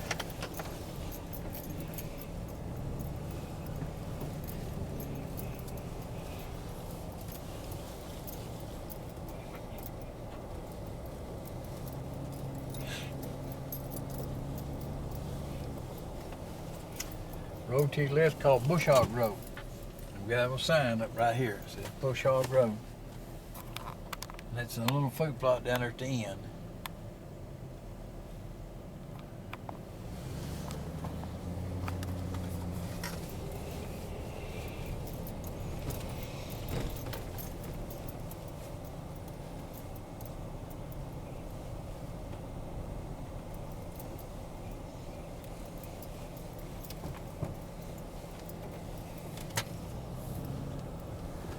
We're going to get a change of timber right down here. We're going to get back in the hardwood.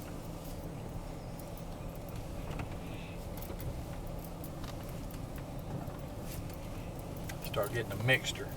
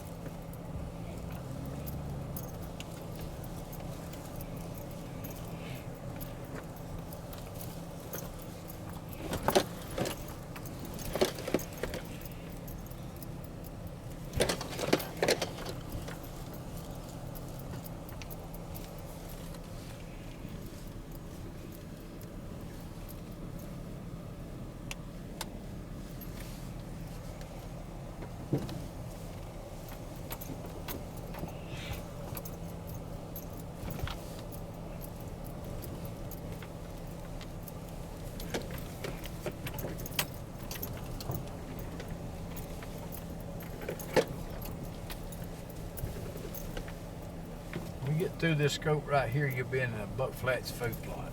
It starts a mixture of the young hardwood stuff. It was cut back in 89.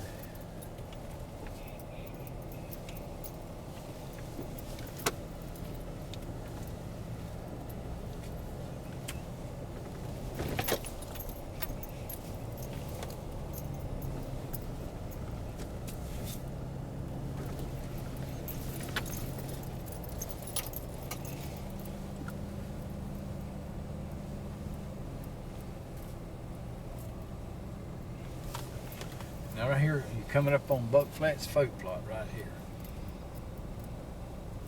This is another one of these walk-in stands to the plot. You have to park and walk to this one. And in that tree you see yonder in the middle is a mulberry tree. And it has some pretty good sized mulberries on it every year.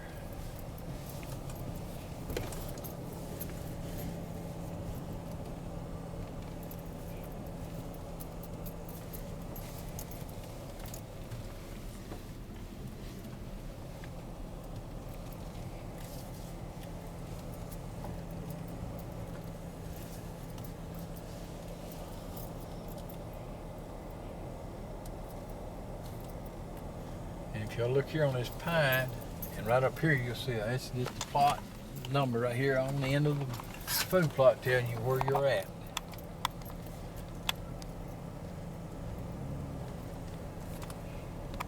And that's a 4x6 house.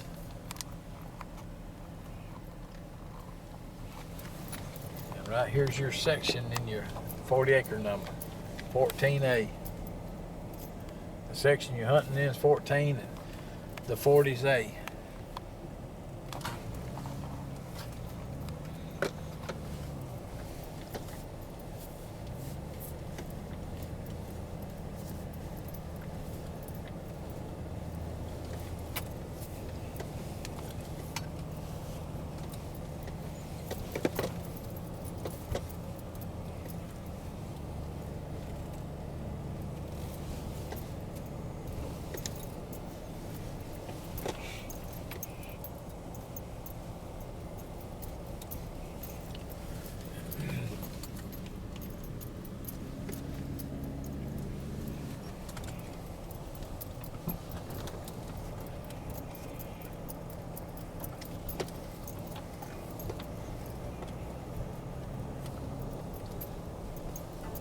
The road you see in front is called a cutoff road. That takes you back all the way through into Whiskey Still area.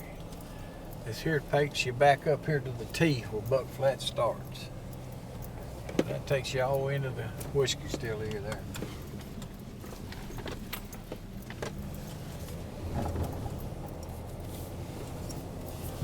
This is the gas well road that's got to be worked on this year, so I look for them to come fix this.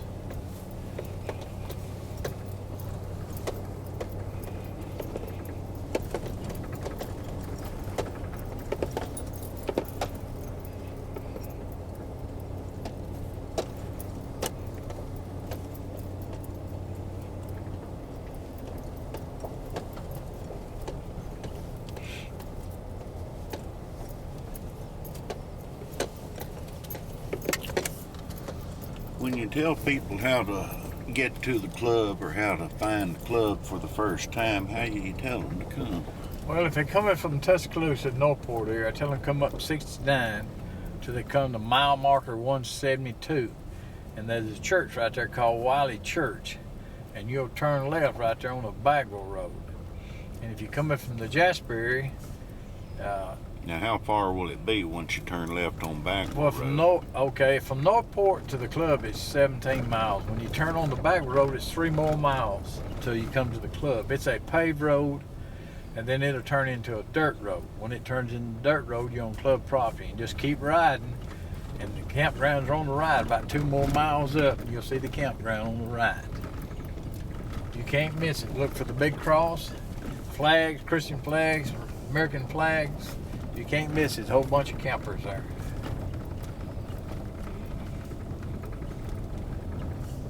And if you come from the Jasper side, same thing. You come down 69 Highway to come mile marker 172. Wiley Church will be on the left then. You turn right on the Bagwell Road. Then you got 3 miles to the club. If I came down to spend the weekend and wanted some groceries or go get something to eat, where would I go? Manasco's is closed, so we found a place just as good, and it's all down there at Toogie's too, in Berry. Have fine steaks, hamburger steaks, you name it, they got it. And they got some real good food down there. We go down there and eat regular. How far is it to Berry from the club? A whole 8 miles. So it's not far at all to go to it that evening. So Usually in the evening time when we're through working or we're through hunting, we'll all load up and we go down there to eat if we're not cooking out at the club. A lot of times we cook at the club. So we do have some pretty good food down this way. And if we cook in the club, I got some real fine cooks in this club. So we like to be having deer meat, all either butter beans, pintos, okra, cornbread, tater salad, all kind of good stuff like that while we're cooking. So if you don't want to gain weight, you just don't need to eat with us, because you're going to eat good.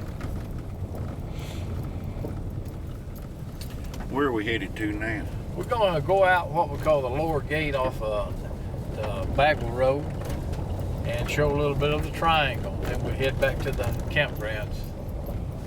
I guess it's called Triangle for a reason. Yes, it splits the west side and east side right down the middle. And it starts out at a triangle and just works itself and gets bigger and bigger and bigger and wider. Now, are there special rules for hunting a triangle? They not no more. Used to, we didn't kill does out of the triangle, but our deer herds got pretty good size, so we started last year letting them take some does out of the triangle. So this year we're going to continue that, let you take does out of the triangle. There for several years, though, that's what kept the herd growing, by not taking does. So we're changing a little bit on it. We're going to allow does to be taken out for a few years, then we might go back to the same thing after that. You know, no does in the triangle. Now, during mow season at that time when we didn't allow it, you could take a does out of it. Now, youth hunt, we let the kids take does out of it. But we do have it open up now, so a person can take a doe out of it.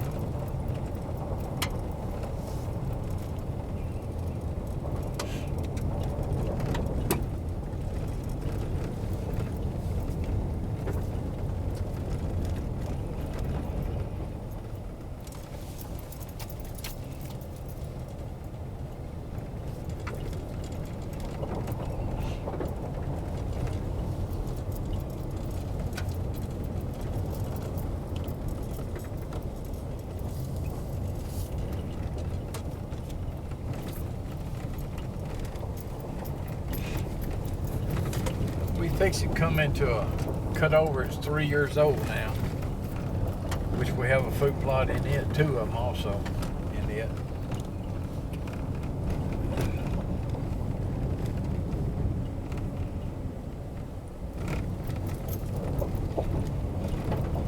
It's all hardwood on the left right here. What is this road we just got on called? This is called the Gaswell Road. Gaswell Road? This is called the Gaswell Road. And all that property you see all through yonder is all club property. All that is hardwood back through yonder. That cut over is 3 years old.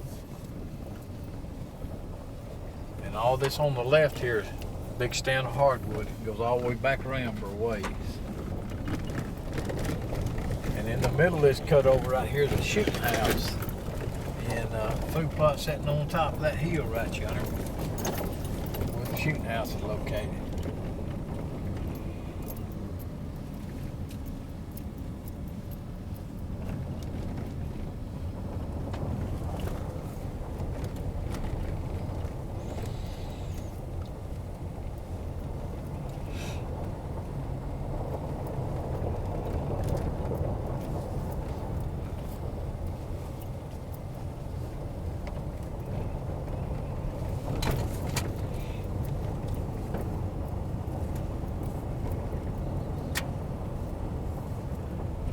right here is the road that this power pole will eventually take you back down into the whiskey still area.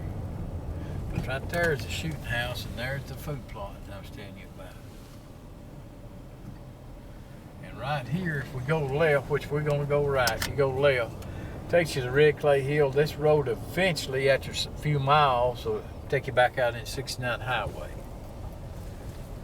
That'll take you all the way back to 69 eventually. So there's a lot of riding back through that way you could do.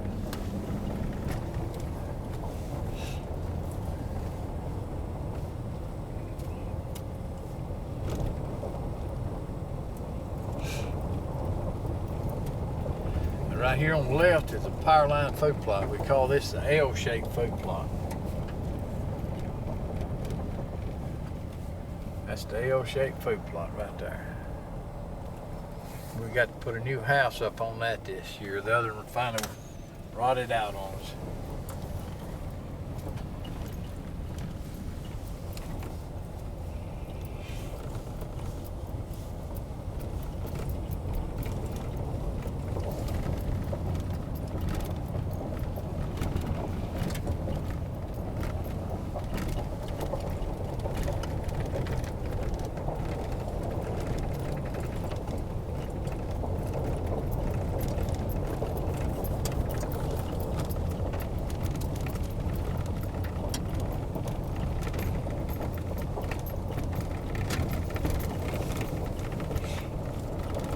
Coming up on the gate now. This puts you back out here on the Bagwell Road.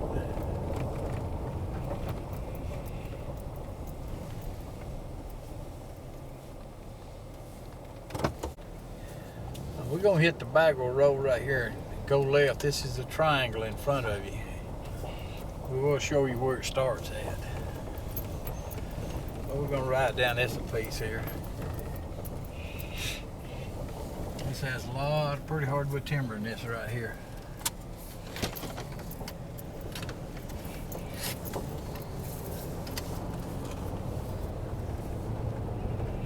It's the main county road right here.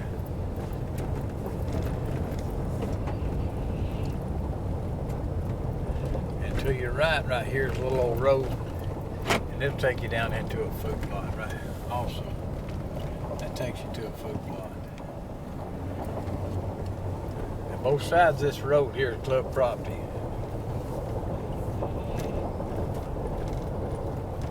We have a power line food plot up here on the right also.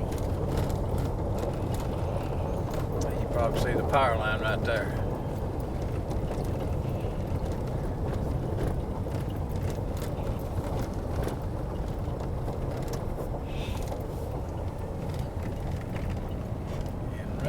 Here's your power line food plot right down through there. It goes on around for it's a long, real long food plot.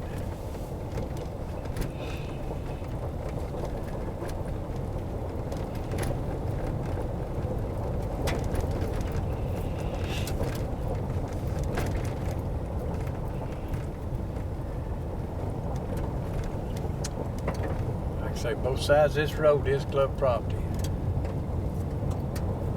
This is the way you'll be coming in if you come off 69 from Tuscaloosa or Jasper. You'll be coming this way.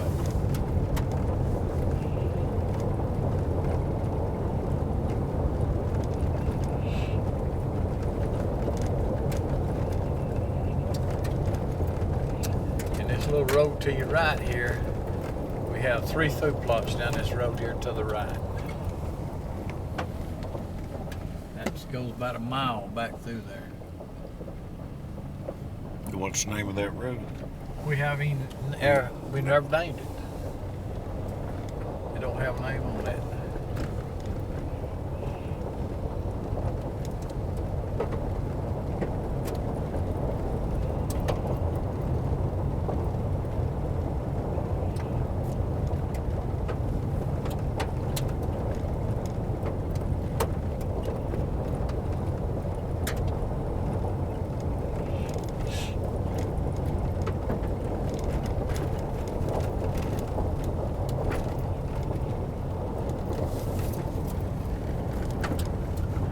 We're going to turn around right around this curve here. But if you continue straight on, you will come to 69 Highway. And right down yonder is the pavement. When you get off that pavement, you're basically getting on club property. But staying straight will hit you 69. If you take to the right, you go to Tuscaloosa. You take to the left, you go to Jasper.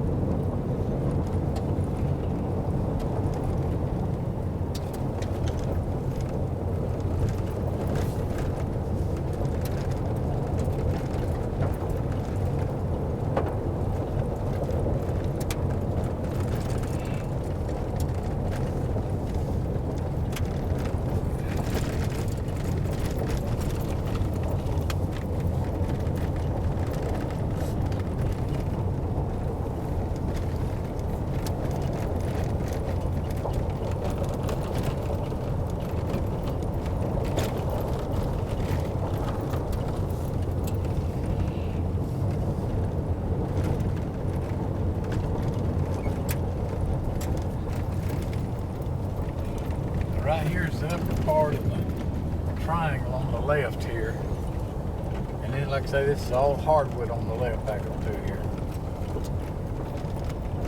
And to the right here, we have some food plots out this road right here also. That joins a cut over in hardwood and cut over again. This takes you to a gas well, that does. And everything, like I say here, is the triangle on the left-hand side.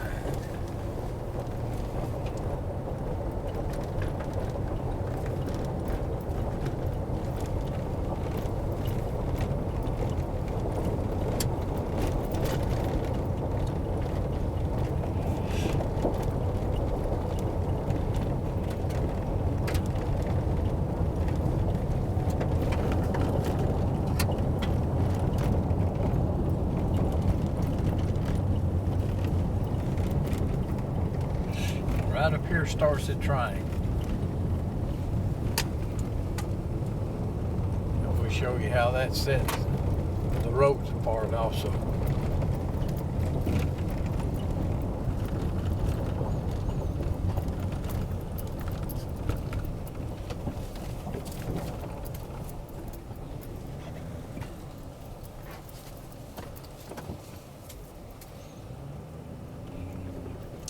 If you'll notice right there, there's your triangle. That's how it sits. This right-hand side, it is the west side, and this left-hand side is the east side property. And the triangle splits it down the middle right here. And it's hardwood down this triangle. And on this here called the Cheatham Road. That was the Bagwell Road on the left, but this is the Cheatham Road. This road here eventually takes you to the shooting range. The road you see right yonder at that Gallo Gate, that's the Crooked Creek Road. We have food plots out that road also.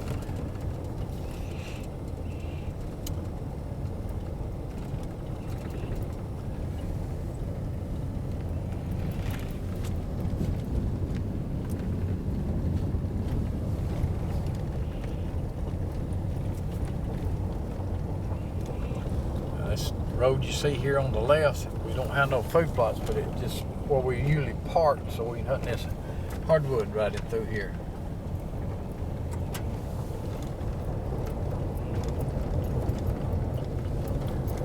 right here by these little pines you see on the left is just where the property line changes, and then behind all these little pines is the hardwood just keeps right on going on down.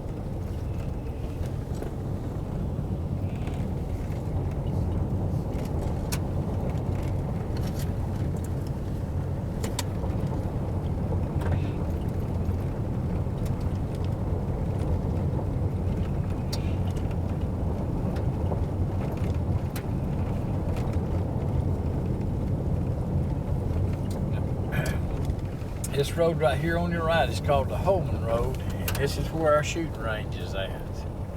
You go through this gate right here, and you go probably 50 yards, and there's a gas well on the left, and right behind that gas well is where the shooting range is at. Plus, there's food plots down that road.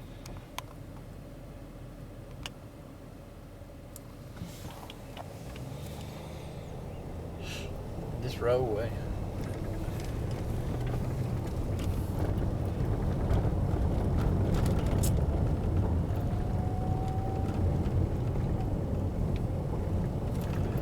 See a road right here on your left, and that takes you down into what we call the Lisa field down in the bottoms. That's a pretty good sized little food plot we got down there. But that's in the triangle also. And that's called the Lisa Field? Yep, the Lisa field. Right there's the Lisa field.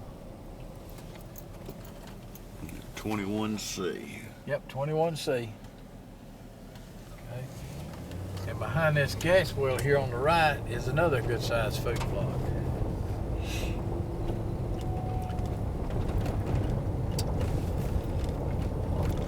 If you look to your right, this little side road right here, you can see the food plot down the side road. There's a corner of it right there. Barely see a corner of it right there.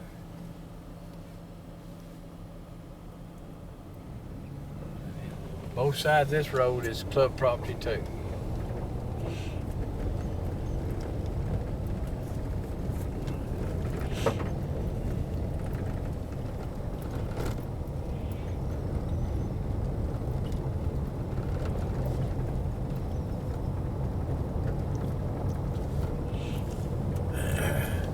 And the road we're coming up on the right here is called the Purdy Green Gas Well Road. We do have food plots out it.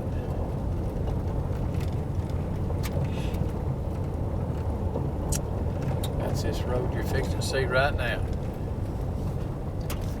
This is the Purdy Green Gas Well Road right here. But I want to get your attention over here. If you look right here in this area here,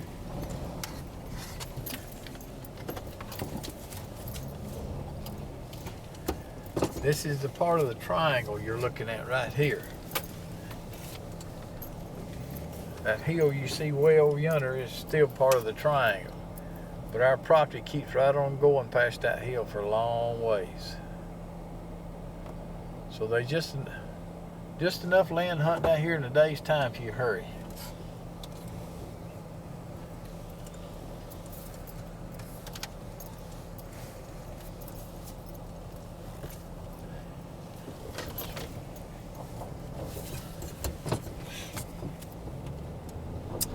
The road on the left you're looking at is the Power Line Road. This is another one on this side of the triangle, and it takes you down to a Power Line food plot, and it's a real long food plot. It's 250 yards long, I guess. It's not longer.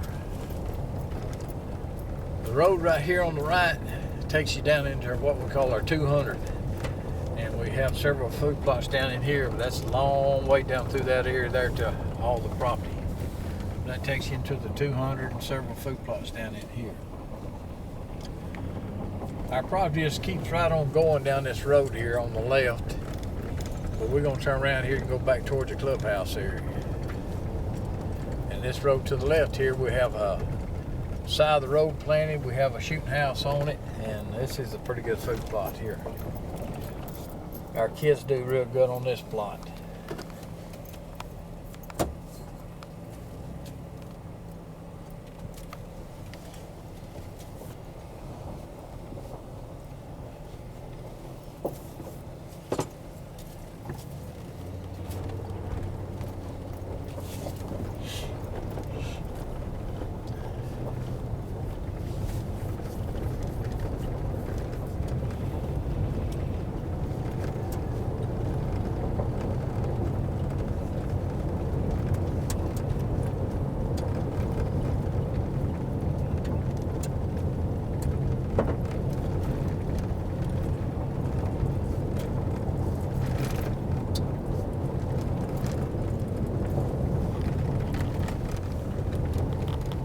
Okay. Well, we're back at Twin Creeks here, and hope you'll enjoy the tour that we give you there. Hope you like what you've seen. If you would like to know more information, go to twincreekhuntingclub.com and get the information you need off that. And my number will be on there. Contact me. Be glad to talk to you about a little more about the club. And we feel like we have a real good hunting club here. So we also have a special little dog with us here with us too. So y'all just give us a call. We'll talk to you about it and see if y'all interested in this club. Y'all have a blessed day today.